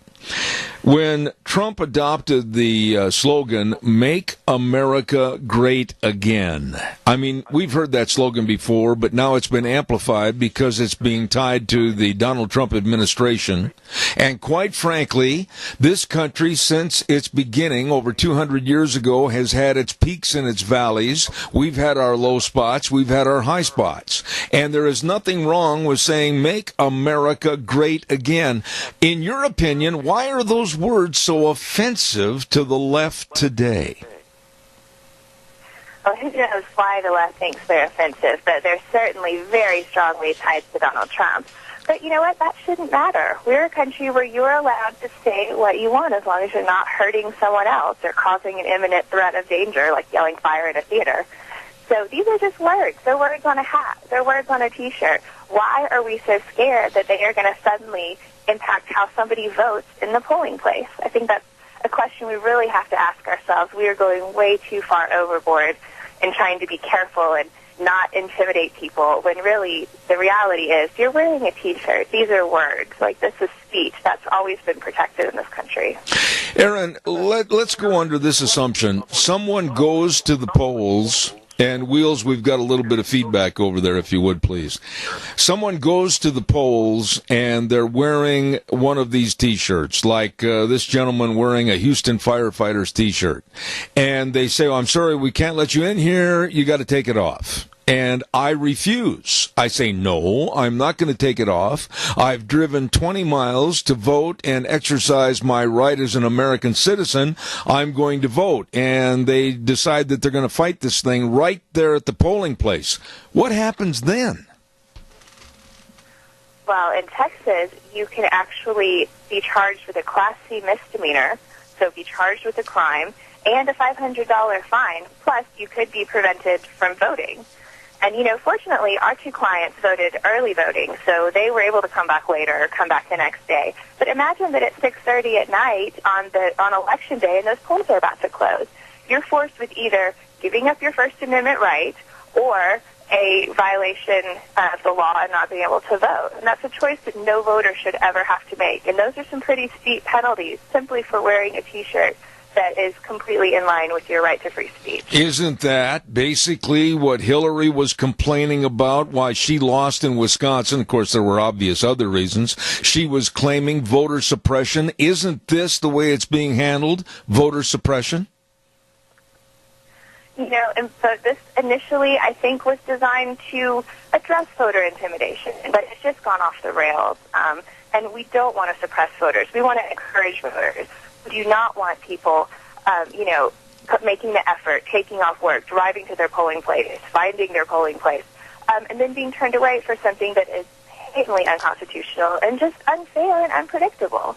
You have a right to vote in this country, and you should be allowed to exercise it without laws like this getting in the way. Let me ask you, where is this going? I mean, as far as Pacific Legal Foundation and you, Aaron Wilcox, and others, what's this case doing? How's it progressing? And what do you want for a final outcome?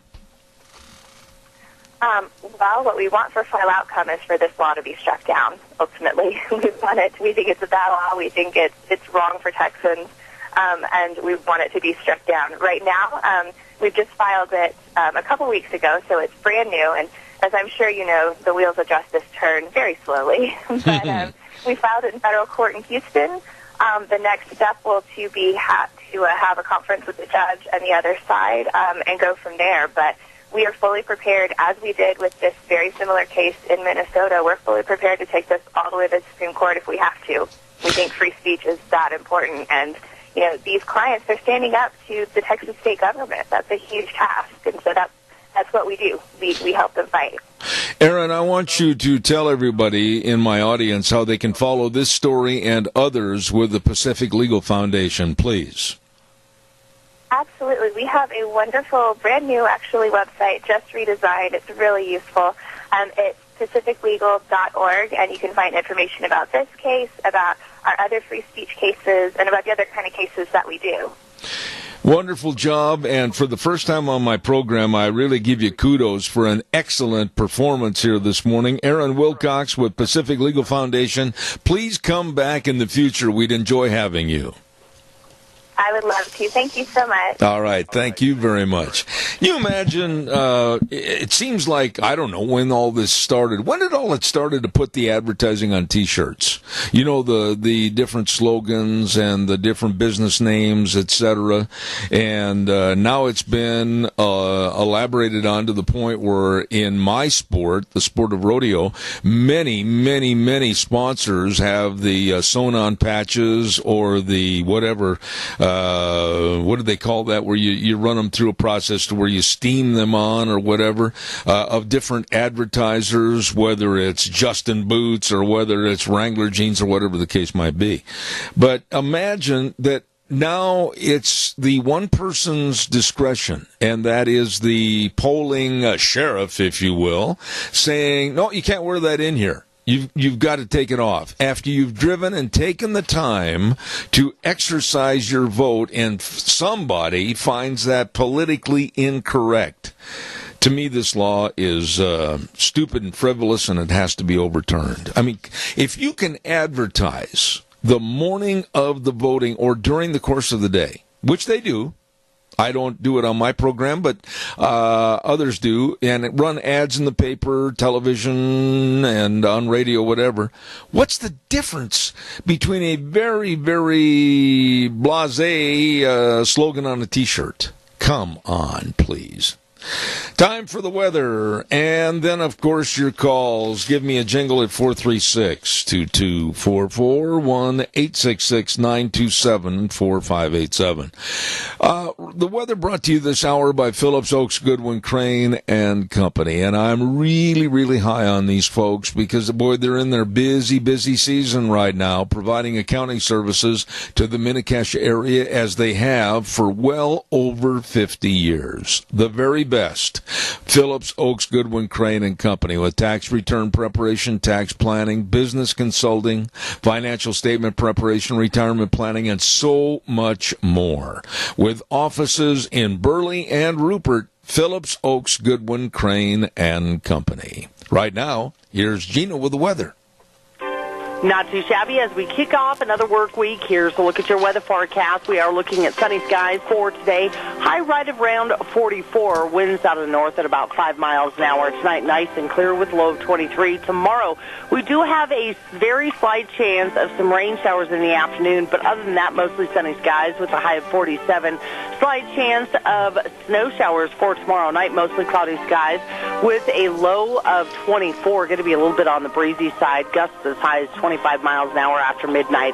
For Wednesday, partly sunny skies with a high of 39. Thursday, sunny and 43. And as we take a sneak peek at the weekend, looks like mostly sunny skies. Highs are going to be in the upper 40s to low 50s. That's a look at your weather forecast for Zeb at the Ranch. Thank you, Gina. And, of course, brought to you by the professionals that really know their business and can help you with yours. Phillips, Oaks, Goodwin, Crane, and Company. With offices in Burley and Rupert, you, excuse me, you be sure and get a hold of them today. All right, your turn. Calls welcome, 436-2244. 1-866-927-4587. I'm not going to make any friends saying this, but I'm going to say it because I believe it. I think that Islam and its policies and ideology is winning in the slow but sure takeover of politics in America. Now, a lot of you are going to go, oh, come on, Zeb. I honestly think that Congress has turned cowardly when they did nothing to slap the fingers of Ilhan Omar, the Muslim Democratic congressional lady, if you will, from Minnesota, in her anti-Semitic remarks and other remarks that she's made against this country and others. I am honestly of the affirmation that Congress, Republican or Democrat, are scared to speak out. And those that are speaking out, I'm afraid they're going to be chastised. I'm afraid they're going to be belittled, and I'm afraid they're going to be made a spectacle of. What are your thoughts? I am starting to believe everything that people like Brigitte Gabriel and others have told me over the course of many years. That slowly, like a drip from a water faucet, it's going to be increasing, and it is, to where our government is going to become afraid to even say anything negative or as anything in retribution to the remarks made by these people. What are your thoughts? 436-2244, 1-866-927-4587.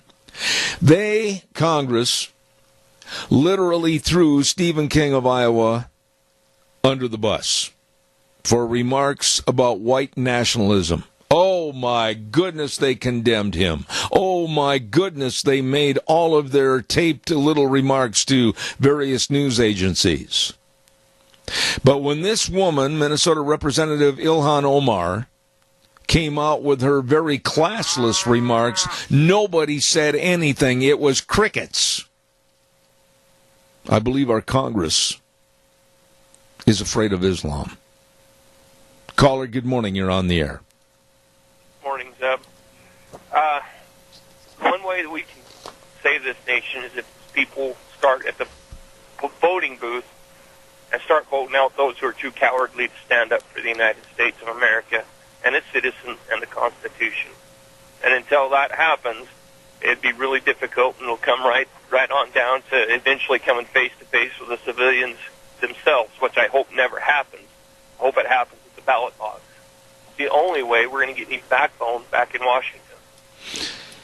Riley, I was really following this story this last week, and I honestly will stand behind my remarks that these Muslim women that have been now elected to Congress, along with Alexandria Ocasio-Cortez, there is a fear, I think an absolute present fear by Congress and the Senate and everybody else not to say anything against them for fear of retribution against them and their families. I think they're living in fear. Well, I don't doubt it. I don't doubt it one bit. But it's going to have to take to get the people who are too dang cowardly out and put somebody in who has a little more intestinal fortitude, a little more strength, a little more brave, that will stand up to them and say, no, we're not going to put up with this kind of. And I think your statement is of America. I think your statement's 100% on. But where are we going to find these people, Riley? Because they're few and fewer every day. Yes, there are. That's a tricky thing. I'm pretty hard to back down myself on some things, but I got my own life to go on out here, and back east, I don't think they'd listen to me all that well. I agree with you. I always enjoy having you come on the air. You got a real common sense approach to a lot of the problems and everything. And thank you, Riley. We appreciate you. Thank you. Well, I'm glad I get to call in. Life doesn't need to be so difficult if one would try to quit overthinking things. That's what Amen. they do back east. Amen. Well, thinking in general is something that they need to try back there. And then speaking out and standing up for the Constitution, like you said, it's really not that hard. But I am seeing... Go ahead, Riley. I said, you got it. It's not that hard. You just do the right thing. That's one thing that when I was in the Army in basic training, they taught you, do the right thing, whether nobody's watching or not. You do the right thing, and then nobody can ever blame you for being wrong. There you go, buddy. Thank you for your call. Appreciate it. Thank you very much. Thank you. No, again, I'm going to revert back to our Congressman, Mike Simpson. Mike, I sure would like to hear what your thoughts are about a watered-down, absolutely worthless resolution that they called an anti-hate resolution, but yet they didn't do or say anything against the woman that created this. Nothing. Crickets. Nothing. Why are we so afraid? Why won't we speak out? I can't answer that. Mike, how about it? Love to hear from you. Don't forget our friends at Cameron and Siemens Insurance, Highway 24 in Rupert. Oh, my goodness, when you think about life insurance, health insurance, retirement planning, or employee benefits, they can help you, your family, and your business. Yes, they can. They are dedicated and responsive to your needs and always very accessible. Please, please, please call the number and make an appointment, 436-4424. That number again, 436-4424. Cameron and Siemens Insurance, Highway 24 in Rupert. People that are absolutely the best in serving you. Got time for another call. Give me a jingle, 436-2244, 1-866-927-4587. What are your thoughts? Oh, by the way, I'm going to be touching on this quite a bit in the next couple of weeks. The immunization and vaccination programs, and right now some terrible, terrible numbers that we're hearing about. Idaho is having more and more people opt out of the vaccination programs, and I think this is absolutely a pathetic move by parents that are uneducated about really what's going on. And they are subjecting not only their children, but also your children and others to some of the heinous diseases that we thought were put away forever. Not so. They are returning and rearing their ugly heads again, purely because of a stupidity and a lack of gaining the knowledge to understand about our vaccination programs here in the United States. I am livid to think that families and parents are putting others at risk purely because of their own selfish and unknowledgeable ways. And I'll stand behind that. Coming up next hour, we've got Maria Espinoza, one of my favorite people to have on the air. She's going to be talking about the border and the mess down there, and it's going to get a lot worse. And then at 10:32 this morning, the Idaho Legislative Update, and this morning, a good guy, Representative Clark Kaufman from Filer, is going to be on the phone with us, and we're looking forward to that. All of that and more coming up in the next hour. Zeb at the Ranch, don't you go away. Wheels, it's all yours.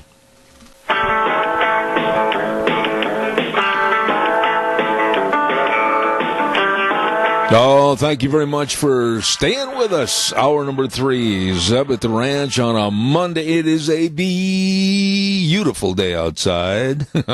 Days like this, I think I'll move the whole studio right out on my sun deck. Zeb at the Ranch, I'm Zeb Bell with our major sponsor, your Magic Valley Les Schwab Tire Centers. All 7 locations involved in a great, big, huge spring tire sale right now, along with some of our great advertisers, including Burley Physical Therapy and Rehabilitation at 1263 Bennett Avenue, Suite 2 in Burley, helping you get back to being you. We'll have our guest on the air momentarily, but I want to remind everybody, too, that our dear friends over to Patterson's, 421 East Main in Burley. Have you been in there? Well, I urge you to stop in and see Curtis and Lorena, the rest of the staff, because if you want to treat yourself, and you should, with some of your money that maybe you're getting back on a tax refund, to a complete home theater system. Oh my goodness, they've got all your electronics needs, and they've got complete sound systems, car stereos and speakers, televisions from Samsung, Sony, Toshiba. I'm telling you, you'd better get in there today and treat yourself. Absolutely. Patterson's at 421 East Main in Burley. They're open Monday through Saturday, 9 to 6. You stop in and see them today. Nice people.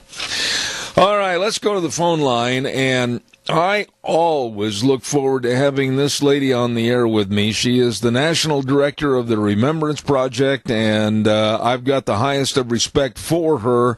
Good morning, Maria Espinoza. How are you? Doing well, Zev. Thanks so much for having me on again. You know, you are a blessing to have on the air. And Wheels, we got a little feedback. You're going to have to ride the gain there a little bit. But you're a blessing to have on this program because you're very honest and you tell it like it is. This situation where I'm hearing numbers, and I'd like you to tell me if they're right or wrong.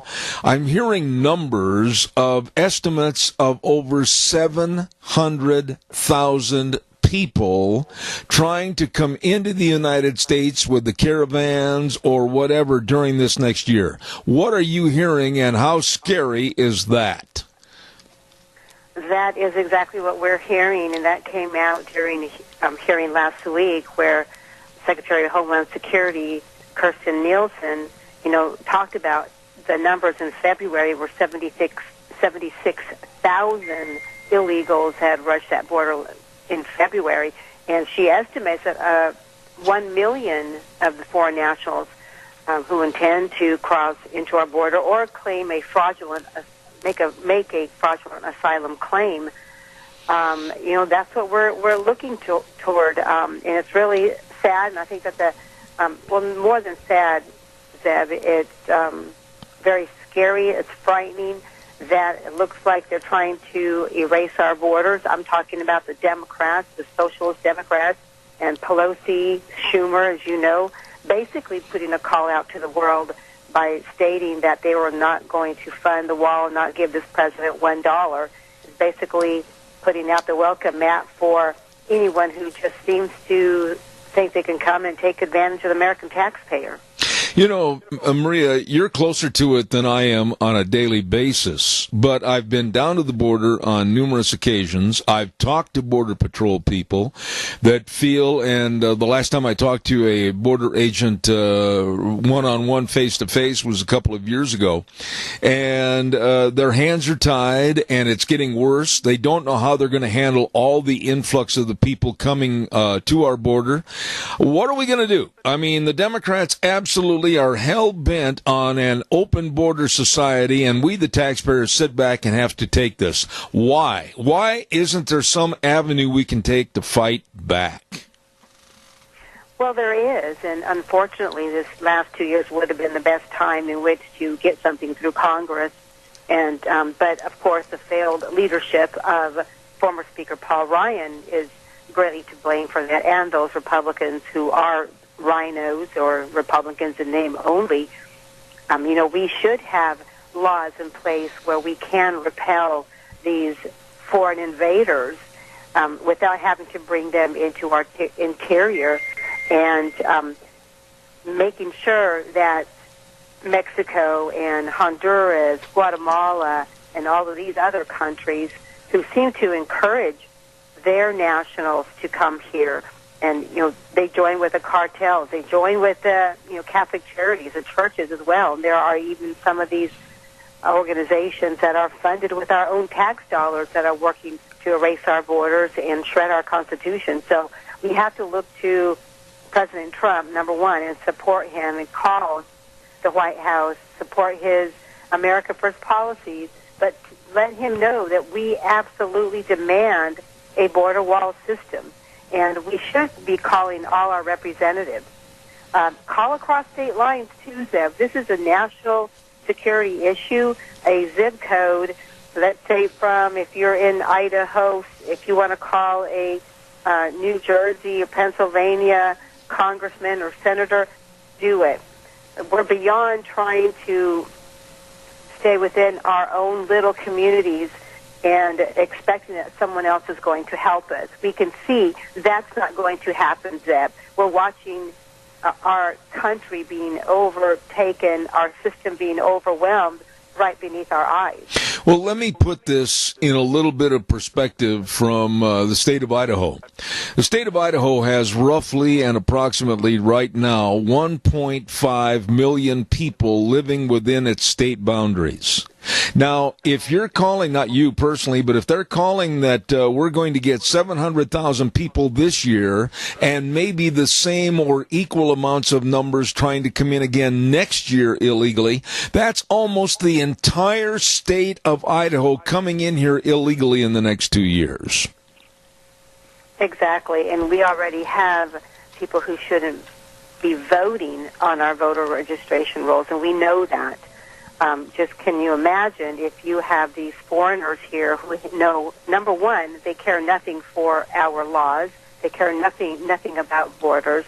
They're coming here and demanding, and with their hand out, expecting for the American taxpayer to take care of them and bringing their form of government, which is many times very corrupt.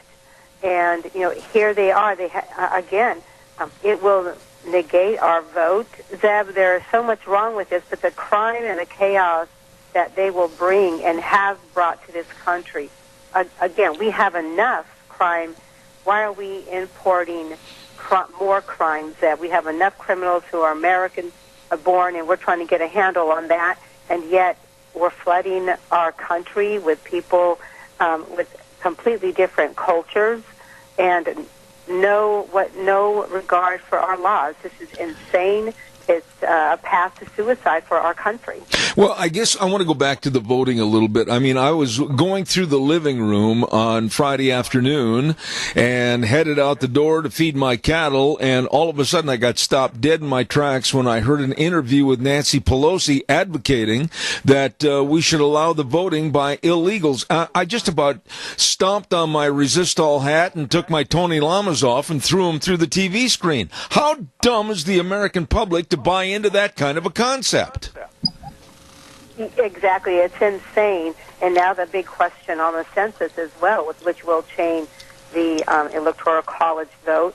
They're wanting to count the illegal aliens because they're residents here. Here, you have these far-left liberal, socialists, communists, whatever you want to call them, like the Pelosi's and Schumers, and throw some Republicans in there as well, Zeb.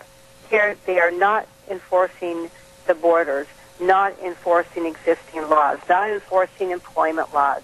Then they say, they're here, let's let them vote. It's insane. They created this mess, and they do not want to fix it. They don't mind if American children and American mothers and fathers are murdered or killed, or even jobs been taken away where Americans can't put food on the table and help raise their families. They're more concerned about getting reelected and remaining in the upper echelon and be treated like royalty. Well, let me ask you this, Maria, and I know you've probably thought of this many, many times over the course of the last couple of years, but does the Constitution mean anything? Do our laws mean anything? Are we now a lawless, constitutional-less country? I mean, are we bordering on anarchy because there doesn't seem to be anybody on the Republican side of the aisle or anyone else standing up and saying, wait a minute, we can't do this, it's totally illegal. Nobody's saying that. Exactly. And where were they when Obama had his pen and phone and he was creating such havoc and created this problem that we're having right now as well? Where were the Republicans? Where were some conservatives, yes, stood up. Unfortunately, we can only count them on one hand. But you're right. To your question is I put that question to your listeners because I know you have conservatives and wonderful patriots. It's going to be up to us, Zeb.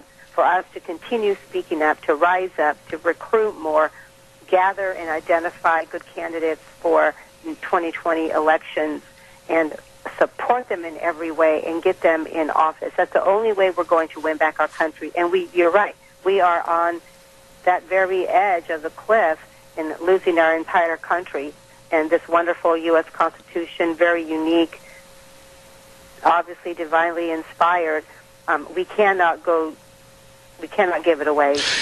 I would say this. We have nowhere else to go. I agree. I would say this, and I want you to agree or dispute it with me, but I would say that if Obama were the president right now, and Obama were calling for the declaration of a building of a wall, I would say that there would be a, yep, we'll do it, let's get it done attitude. But purely because it's Donald Trump, and the left cannot give any victory whatsoever to Donald Trump or give his administration any merit or any good cause, we're going to see more of this infighting that has now spilled over to the idiots, and I'm going to call them what I think they are, like Rand Paul, that are arguing over a wall that we need to help protect this country and the taxpayers. What is going on with the Republican Party? They're showing no more backbone or spine than the Democrats are.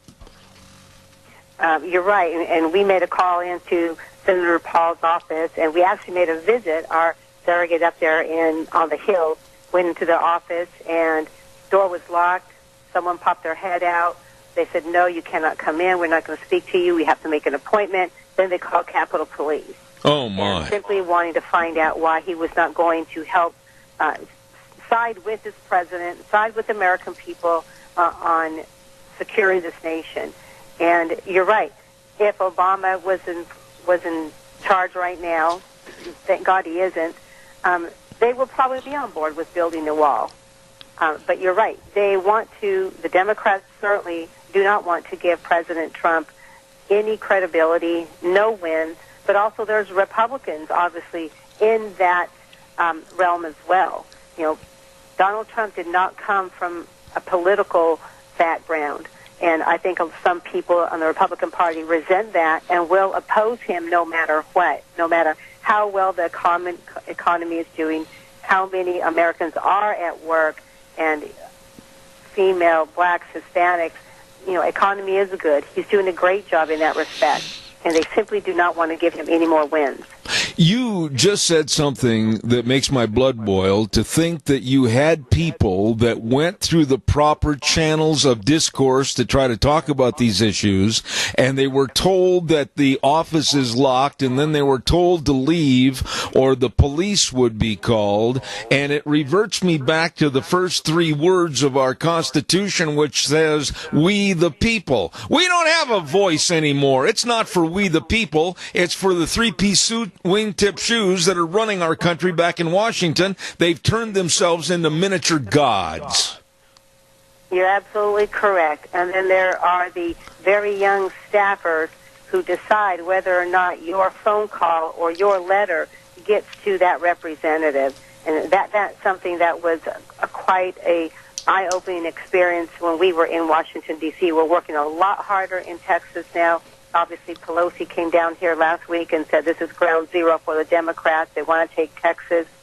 So we're going to be working extra hard in Texas. But you're right. This country seems to not belong to we, the people. And it's very sad, but we can turn it around then. And we have done a lot in such a short time. And we're battling the Republican Party.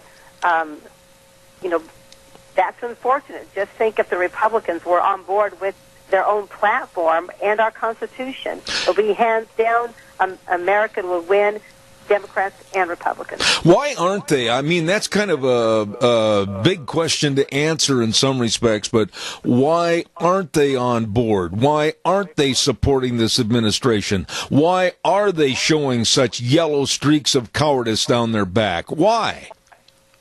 Well, I can tell you in my personal experience, because I did run for Congress in 2016, and I'm obviously Latina, female, conservative, and I've come from a Democrat background. Mother and father were supporters of John F. Kennedy. However, I'm strong on the laws and stopping illegal immigration. And we had a big part of the Republican Party here in Texas that was opposed to that. They wanted open borders. They wanted more illegal aliens here. They wanted to give them a permit. They wanted to give them a card to identify them and tax them. Well, that's not the way it works. There's a front door, just like my father came through, and that's what we were standing strong on. So, yes, they're a part of the Republican Party who feel that maybe I haven't been a part of the Republican Party long enough or don't like my views on this issue because it's their money. So they're beholden to their big donors and the lobbyist groups, which we have no money compared to what they have at their disposal. And look, I'm with the Remembrance Project for 10 years now, Zeb, and we've talked for several years. I'm still 100% volunteer. I'm not a great fundraiser, but, we feel so strongly and are passionate about this country. Again, we have no other country like America. We have nowhere to go as Americans, and, we're going to battle for it. Even if it's we're going to battle against the Republican Party, then that so be it. But we're here to stay, and again, I think there's more of us who love this country and abide by the Constitution and understand that this is a wonderful system of government. Not perfect, but it's the best you can see, I think, in the world. We're going to fight for it.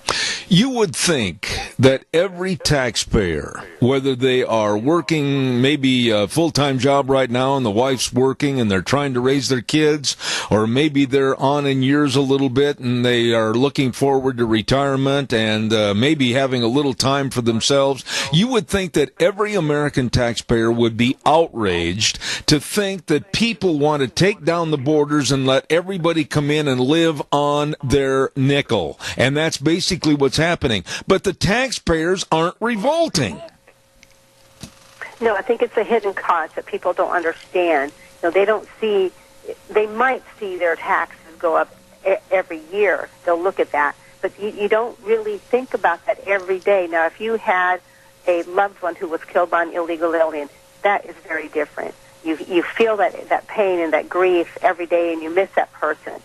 For the hidden cost, and some of us do not have children in the school system, so we don't feel and see the overcrowding and the problems of gangs and the drugs in the schoolyards. So, part of that has to do with not being there physically and seeing it every day. But we have to stop watching the mainstream fake news as well. I mean, I look at it every now and then just to see what they're talking about, and I could hardly tolerate it because it's just bashing President Trump, knocking everything that he does well. They don't report or they skim over it. So I think that we have to recruit, and that's a big key here, Zeb. Otherwise, we're talking to ourselves once again. So we have to recruit, educate people, turn them on to conservative media outlets, to our organizations, remembersproject.org, and we have to certainly rise up and come together. One final thought, Maria, and this is just your own personal opinion on this, but what do you think's going to happen over the term of maybe the next 6 months and going into next year and up to the election? Are we going to see anything that's going to be done for the furtherance of protecting our borders? Not in Congress, not in the swamp. President Trump will do everything he can to stay strong, keep his promises, and secure this nation. What is happening right now is there is a very huge push and race to recruit those voters who might have stayed home. There's a big push to recruit more Latinos to vote. But you're seeing an increasing number of Latinos who will support President Donald Trump, and I think that worries the Democrat Party. So you can see their efforts to divide the races is going to increase. So they're going to pick it up a little bit. But I think that the push is going to be to get the voters to register and vote, but also the Democrats are trying to get illegal aliens to vote, which is what your opening statement was. So we have to stop that. It's going to take all of us, again, to do something, not just listen to the radio, go to meetings. We have to physically do something. Amen. Amen. I love this lady. She's the national director of the Remembrance Project. God bless you, Maria Espinoza, for being on the program, and please come back in the near future. Absolutely. God bless you too, Zeb. Thank you for all the work that you're doing. Thank you very much. Wow. I sit here with these guests on the program like this lovely lady, and it worries me to think that, is America gone? Are our borders a thing of the past? Our Constitution is null and void? Our laws don't mean anything? Wow.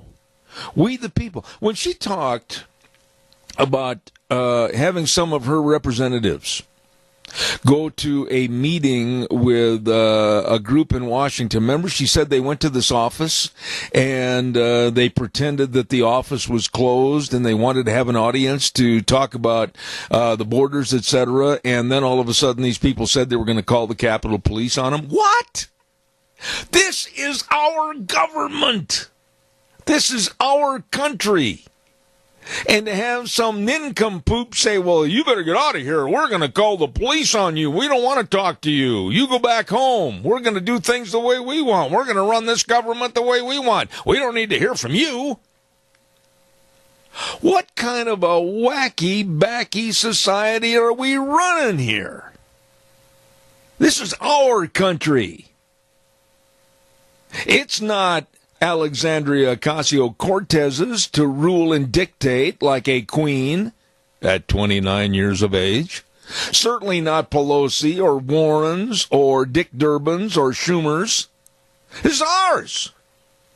And if we say we don't want something, which we need to speak out, or we do want something, that's the way it should be. But these clowns looking for a circus that are running our country because we put them in office, they need to be taken out of office. We need a restoration and belief system of what this country is and what it stood for in the past and what it needs to stand for in the future. And I don't think these people are capable. Wow. We're going to have the legislative update in a few minutes, but right now I think I'm going to send this back over to Wheels. But I've got a word first. Oh, my goodness, I almost forgot. Don't forget our friends at A Child's World, 1308 Overland and Burley. And thanks to them, we bring you on Thursdays a great program, Cache County School Days. Boy, oh boy. And by the way, tomorrow is the school bond election vote. Don't forget that tomorrow on Tuesday. At A Child's World, they've got all the clothing, and they've got all the furniture, and the games, and the puzzles, and the toys, and they've got all the Cherokee scrubs. They've got all that information and material for you. You stop in, it's a family store, A Child's World, 1308 Overland and Burley. You stop in and see them today. Wheels, it's all yours. And now, back to Zeb at the Ranch on AM 1230 KBAR. To reach Zeb, call 436-2244 or toll free 1-866-927-4587. And now, here is Zeb Bell. Hi, thank you very much, and I want to say it's time for our next edition of the 2019 Legislative Update on my program, brought to you by our dear friends at Handy Truck Lines, 400 West, 100 South of Paul. Number to give on office a call, 438-5071. Handy Truck Lines established in 1928. And right now, over 90 years in operation of serving businesses all throughout the Northwest. They are very dependable, honest carrier that has served you and will continue to serve you in the future. And believe me, they believe in some of the concepts and thoughts like our forefathers, like Andrew Jackson. When you get in debt, you become a slave. Our thanks to Handy Truck Lines for sponsoring our legislative update. And on the legislative update today is a dear friend, and I know sometimes when I call him with questions or complaints, he cringes because he doesn't know where I'm headed, and that's Representative Clark Kaufman. Sir, good morning. How are you?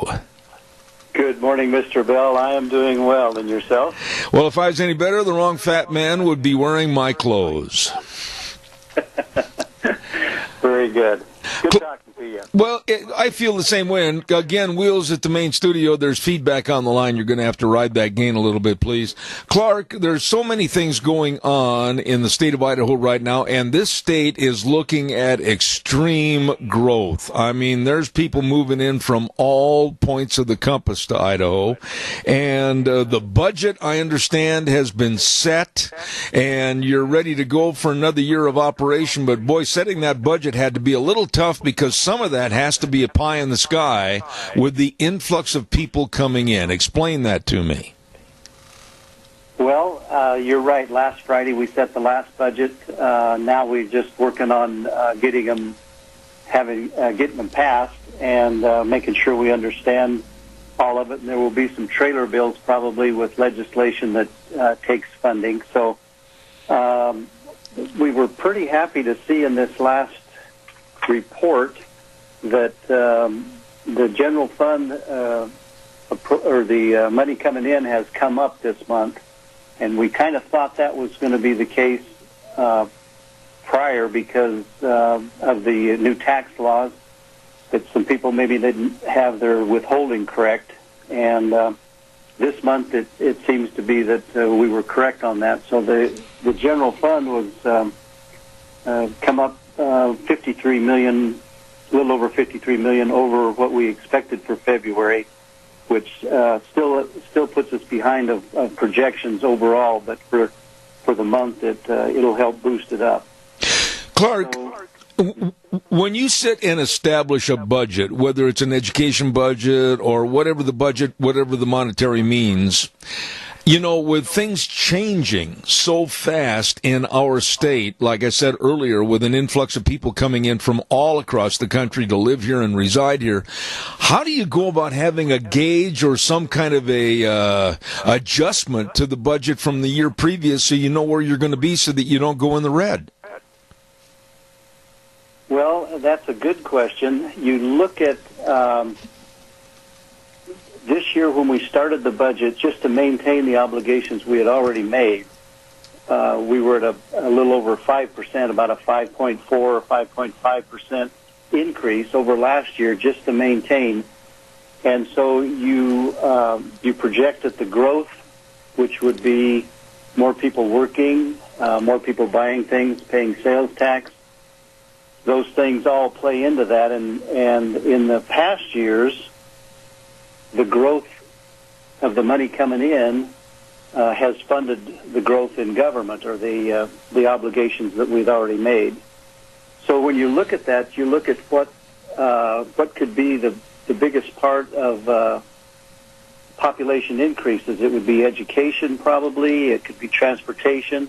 It could be corrections, those kind of things. The things that increased populations bring to a state or an area. So I'm not answering your question very well. I realize, but that's the best. That's my knowledge at this point. That's about the way you have to do it. Okay.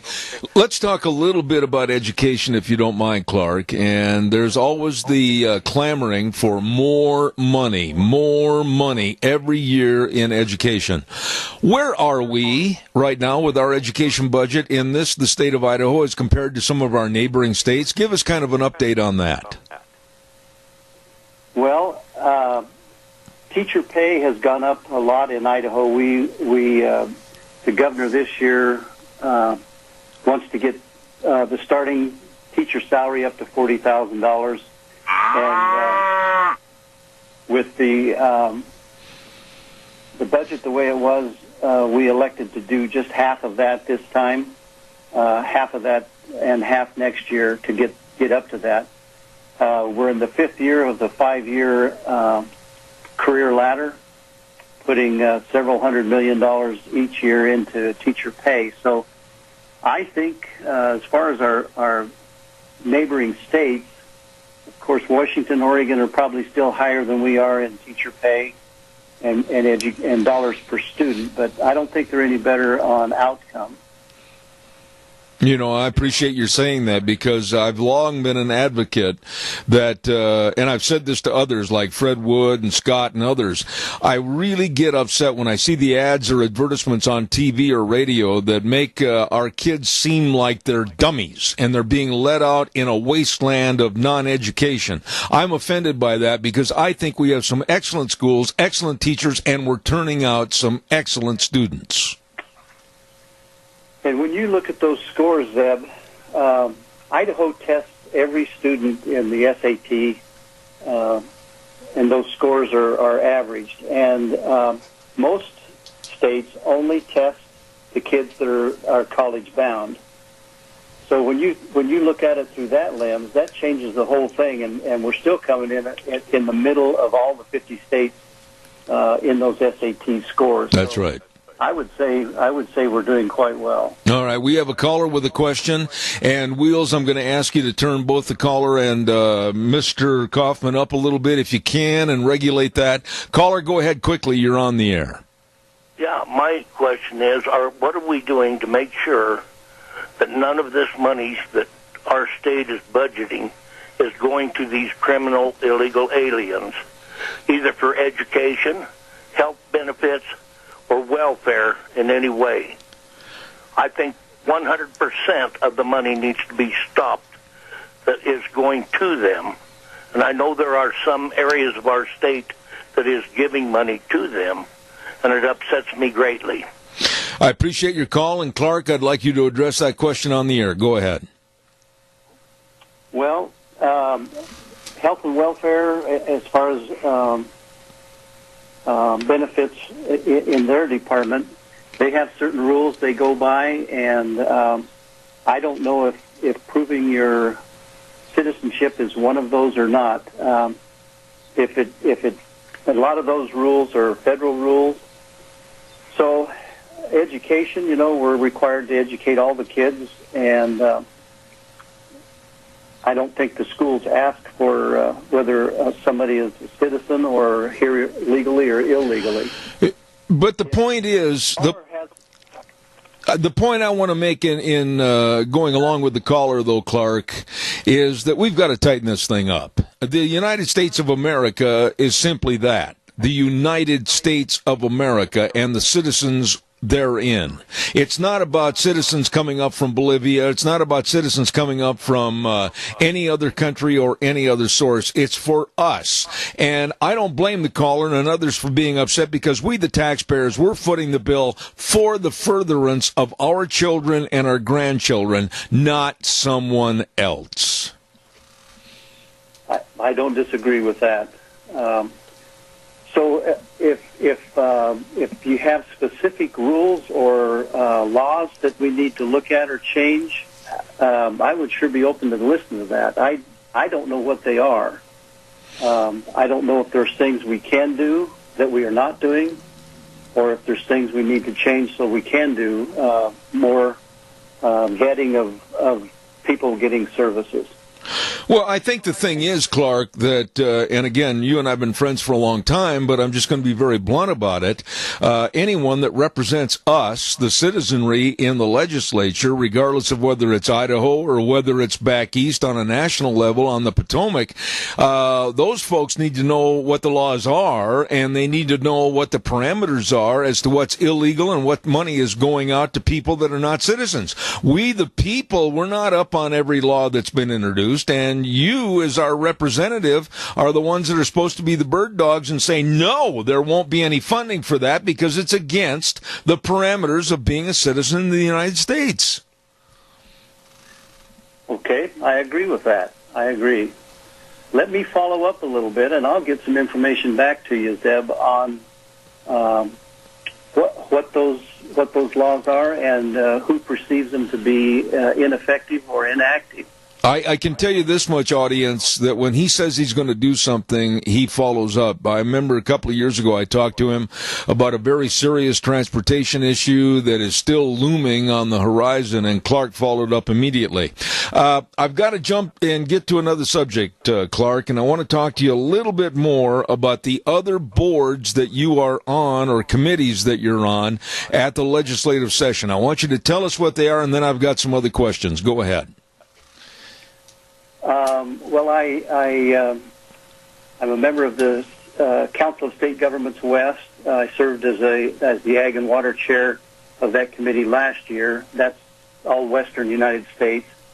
I serve on in the legislature on my committee assignments are the Appropriations Committee, JFAC, and Transportation, and also on Resources and Conservation.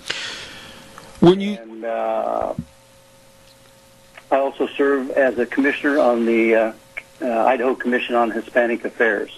Okay. Let me ask you a question, first of all, about water. And I know you're a farmer, have been all your life, and you get your hands in the soil and stand out there with that irrigation shovel like everybody else. But what about our water? How safe are the issues regarding our water and possibly other groups and entities that are trying to take it away from us? Is there anything else we need to be concerned about and be thinking about going into this year's irrigation system 2019? Well, we're fortunate to have the snow has been falling in the mountains, and if you've seen the news reports, the falls are running strong and there's water going down. They're starting to flood releases already, which means that we're putting water out into the aquifer, into the recharge sites, which we will continue to fund the infrastructure for getting water into the recharge sites. Some of them are canals, bypassing the hydro plants that are built in the canals. We have to bypass those. We can keep water in the canal longer in the year. But the water that's been going out into the aquifer, I had a note here somewhere that the our goal is 250,000 acre feet per year to put into the aquifer, and over the last 4 years, the average has been 249,000 acre feet. So we're doing good on the recharge, and we need to continue that and keep that in the forefront. There's a couple of bills coming through, and one of them will be an appropriation in a few days. I think it'll be appropriated against the 2019 budget, about $20 million for matching money for a federal project to look at raising the level on Anderson Ranch Dam for more storage. So the feds have told Idaho, as I understand it, that they're tired of giving the money to California for these water projects, and they're after us to get our act together and appropriate some matching money so that they can award some money for that. So be watching for that. That's coming up in the next week or so. Okay. Now, Clark, you mentioned transportation, and I've got to ask you, I know that we need to fix this infrastructure. I, as a private citizen, am not aware as to how bad on a 1 to 10 scale our infrastructure is. Are there ideas on how to generate any kind of funding or money to help repair the roads, bridges, etc.? What's going on? Well, there's a couple of bills that are working their way through. In the transportation funding formula right now, 5% of the money that is dispersed goes to the Idaho State Police for patrols, and there's a bill that to take that and put it into a 60-40 split, ITD and locals. That would be another about 15 to 18 million a year, and then ISP would get their funding totally out of the general fund budget. So that's one thing that's coming along. The other is another one to put a 5-year sunset on the surplus eliminator, which is at the end of the year, if there's surplus there, over 4% growth. A portion of that would go into the rainy day fund, and a portion would go to fund transportation projects, both local and ITD. And that bill, that surplus eliminator, has been in effect for the last 3 years, and there's really good results on where that money has gone. It's gone into the road and projects that are shovel ready. The locals have actually put the money into doing the planning and the engineering on them, and so when they get the money, it goes right into construction. So those are a couple of things that are on the table that I know of at this point. Okay, we have another caller with a quick question. I'm almost out of time. Caller, go ahead, please, quickly. Well, considering Idaho's history of recharging the aquifer and how we've taken the lead, the western United States doesn't even come close to doing anything like we've done. And it shows how that we can work together and take care of what is necessary, including managing our public lands. We need to get control of these public lands, and also we can stop the forests from burning down every summer, because once they're burnt, they'll never, you and I and Zeb will never see them the same again. And you know it. And then this thing with legalizing recreational pot in Idaho is an absolute no-no. We cannot ever do it. It's the history. If you study it, it's something that we can never do. I'll hang up. Thank you. Respond to the caller, please, Clark, if you would. Well, I have never voted for pot, and I probably never will.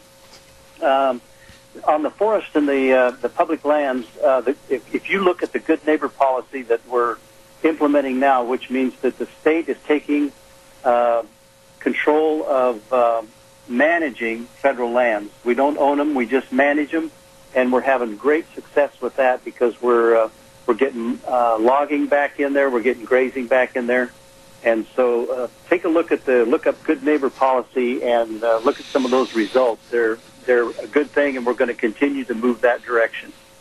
I would be amiss if I didn't mention this to you, Clark, and it was a headline in a paper last week regarding the protection for wolves is off the table. The government says that there's been a long time comfort zone for wolves, and they've brought them back to where they think they are now back in the numbers that don't have to be watched and overseen. What are your thoughts regarding the state of Idaho and the wolf as a predator coming back in its power here in this state? I saw something on TV last night, and I changed the channel because it said just what you just said, and I said, that's not true. The people that are living with those wolves, trying to make a living around wolves, or whether you're a hunter guide or whether you're a cattle and sheep man, we got rid of the wolves for a good reason, and I think one or two might be okay, but more than that, I'm not happy with. Absolutely. But, we're kind of caught between a rock and a hard spot here in the state of Idaho because we've got the environmental movement that's putting on so much pressure on the federal government to reinstate more protections for the wolves. It seems like the common man working on his farm and ranch in the state of Idaho with our big game, that we don't have any protections. These animals are flourishing, and they're at numbers now that really scare me here in the state of Idaho. Yeah, they're moving to all different areas too. They've seen them in the South Hills now. So, on the Resources and Conservation Committee, we work with Fish and Game, and I carry Fish and Game's budget. So, we're always pressuring them to. Well, first of all, we would like to get rid of a few more, open the season a little bit more, but make sure they pay the depredation when they do impact agriculture and livestock. Absolutely. Clark, I'm going to give you a chance to give me about a minute dissertation on some of the other things that you're working on, and how much longer do you think that the legislative session is going to go for this year? Okay. This is my first year on JFAC, Joint Finance and Appropriations Committee.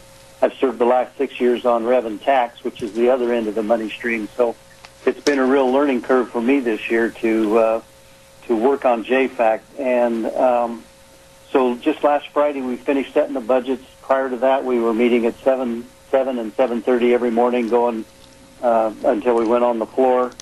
But every dollar has to be appropriated. So last week, for example, we appropriated to Department of Parks and Rec, Department of Water Resources, Department of Health and Welfare, Transportation, PERSI, Building Fund, and a whole bunch more. Each of us picks some of those to carry, and then we get a little more in-depth on each one of those. So that's been a lot of my work so far this year. Also, on the Transportation Committee, I mentioned a couple bills that were coming through there. The resources, we had a good information session with the Department of Water Resources last week, told about the recharge and the goals that they had.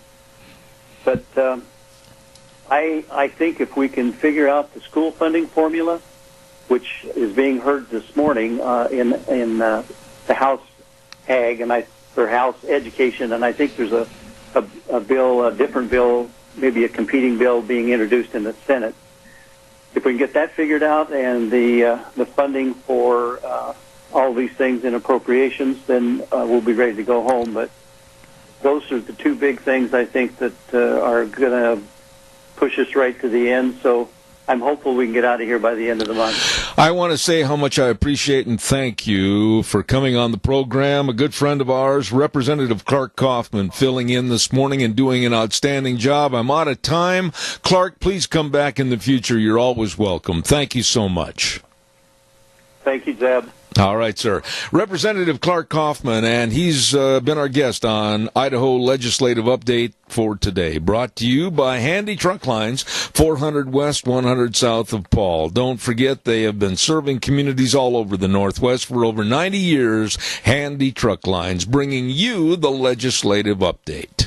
Woo, I'm running late. I'm really, really running late. Time for the weather real quick by Scarro's Meats. Don Scarrow and the crew at 331 North Road, Jerome. Don't forget, you can go to their website, scarrowsmeats.com. Check out all the great, delicious meats, whether it's the marinated pork ribs or the tri-tips. Oh, I love the tri-tips. Or maybe it might be the different bacons or the breakfast sausage and, of course, the delicious bratwurst and so much more. From Scarro's Meats, 331 North Road, Jerome. We'll tell you more right after the weather.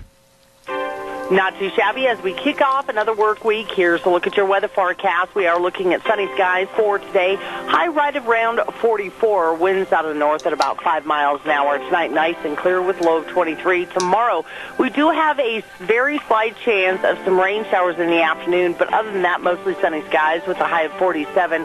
Slight chance of snow showers for tomorrow night, mostly cloudy skies with a low of 24. Going to be a little bit on the breezy side. Gusts as high as 25 miles an hour after midnight. For Wednesday, partly sunny skies with a high of 39. Thursday, sunny and 43. And as we take a sneak peek at the weekend, looks like mostly sunny skies. Highs are going to be in the upper 40s to low 50s. That's a look at your weather forecast for 7th Ranch. Thank you, Gina, and brought to you by Scarro's Meats, 331 North Road, Jerome. Telephone number to call, 324-7657. Delicious meats, and they are changing the way we eat. Yep, one delicious bite at a time. Scarro's Meats. Holy cow, I've got to tell you real fast about a great big spring tire sale. Where? Well, of course, at your Magic Valley Les Schwab Tire Centers. Oh, my goodness. All 7 locations serving you with a big spring tire sale where you can save a lot of money on the best tires for your car, pickup, and SUV. Tires like the Eclipse tire, the Ultra Z900, or the Open Country HT. All of these and so many more for safe driving this spring and summer at the Big Spring Tire Sale at your Magic Valley Les Schwab Tire Centers. And the best in brake service, front end alignment, shocks and struts, batteries, all of this and more. But above all, the best in service. From Lane and Rupert, Dave on Blue Lakes and Twin, Mike and Buell, Mike and Jerome, the Twist family in Paul, Daniel on Pole Line in Twin Falls, and my buddy Randy on Overland in Burley. Yes, sir, the best. Your Magic Valley Les Schwab Tire Centers. Got to run. Tomorrow morning we'll be back here at 8:06. Don't forget that. And we'll ride the horse for 3 hours where we always say the way things were, the way things ought to be, and the world needs more cowboys. Have a good one. See you tomorrow morning.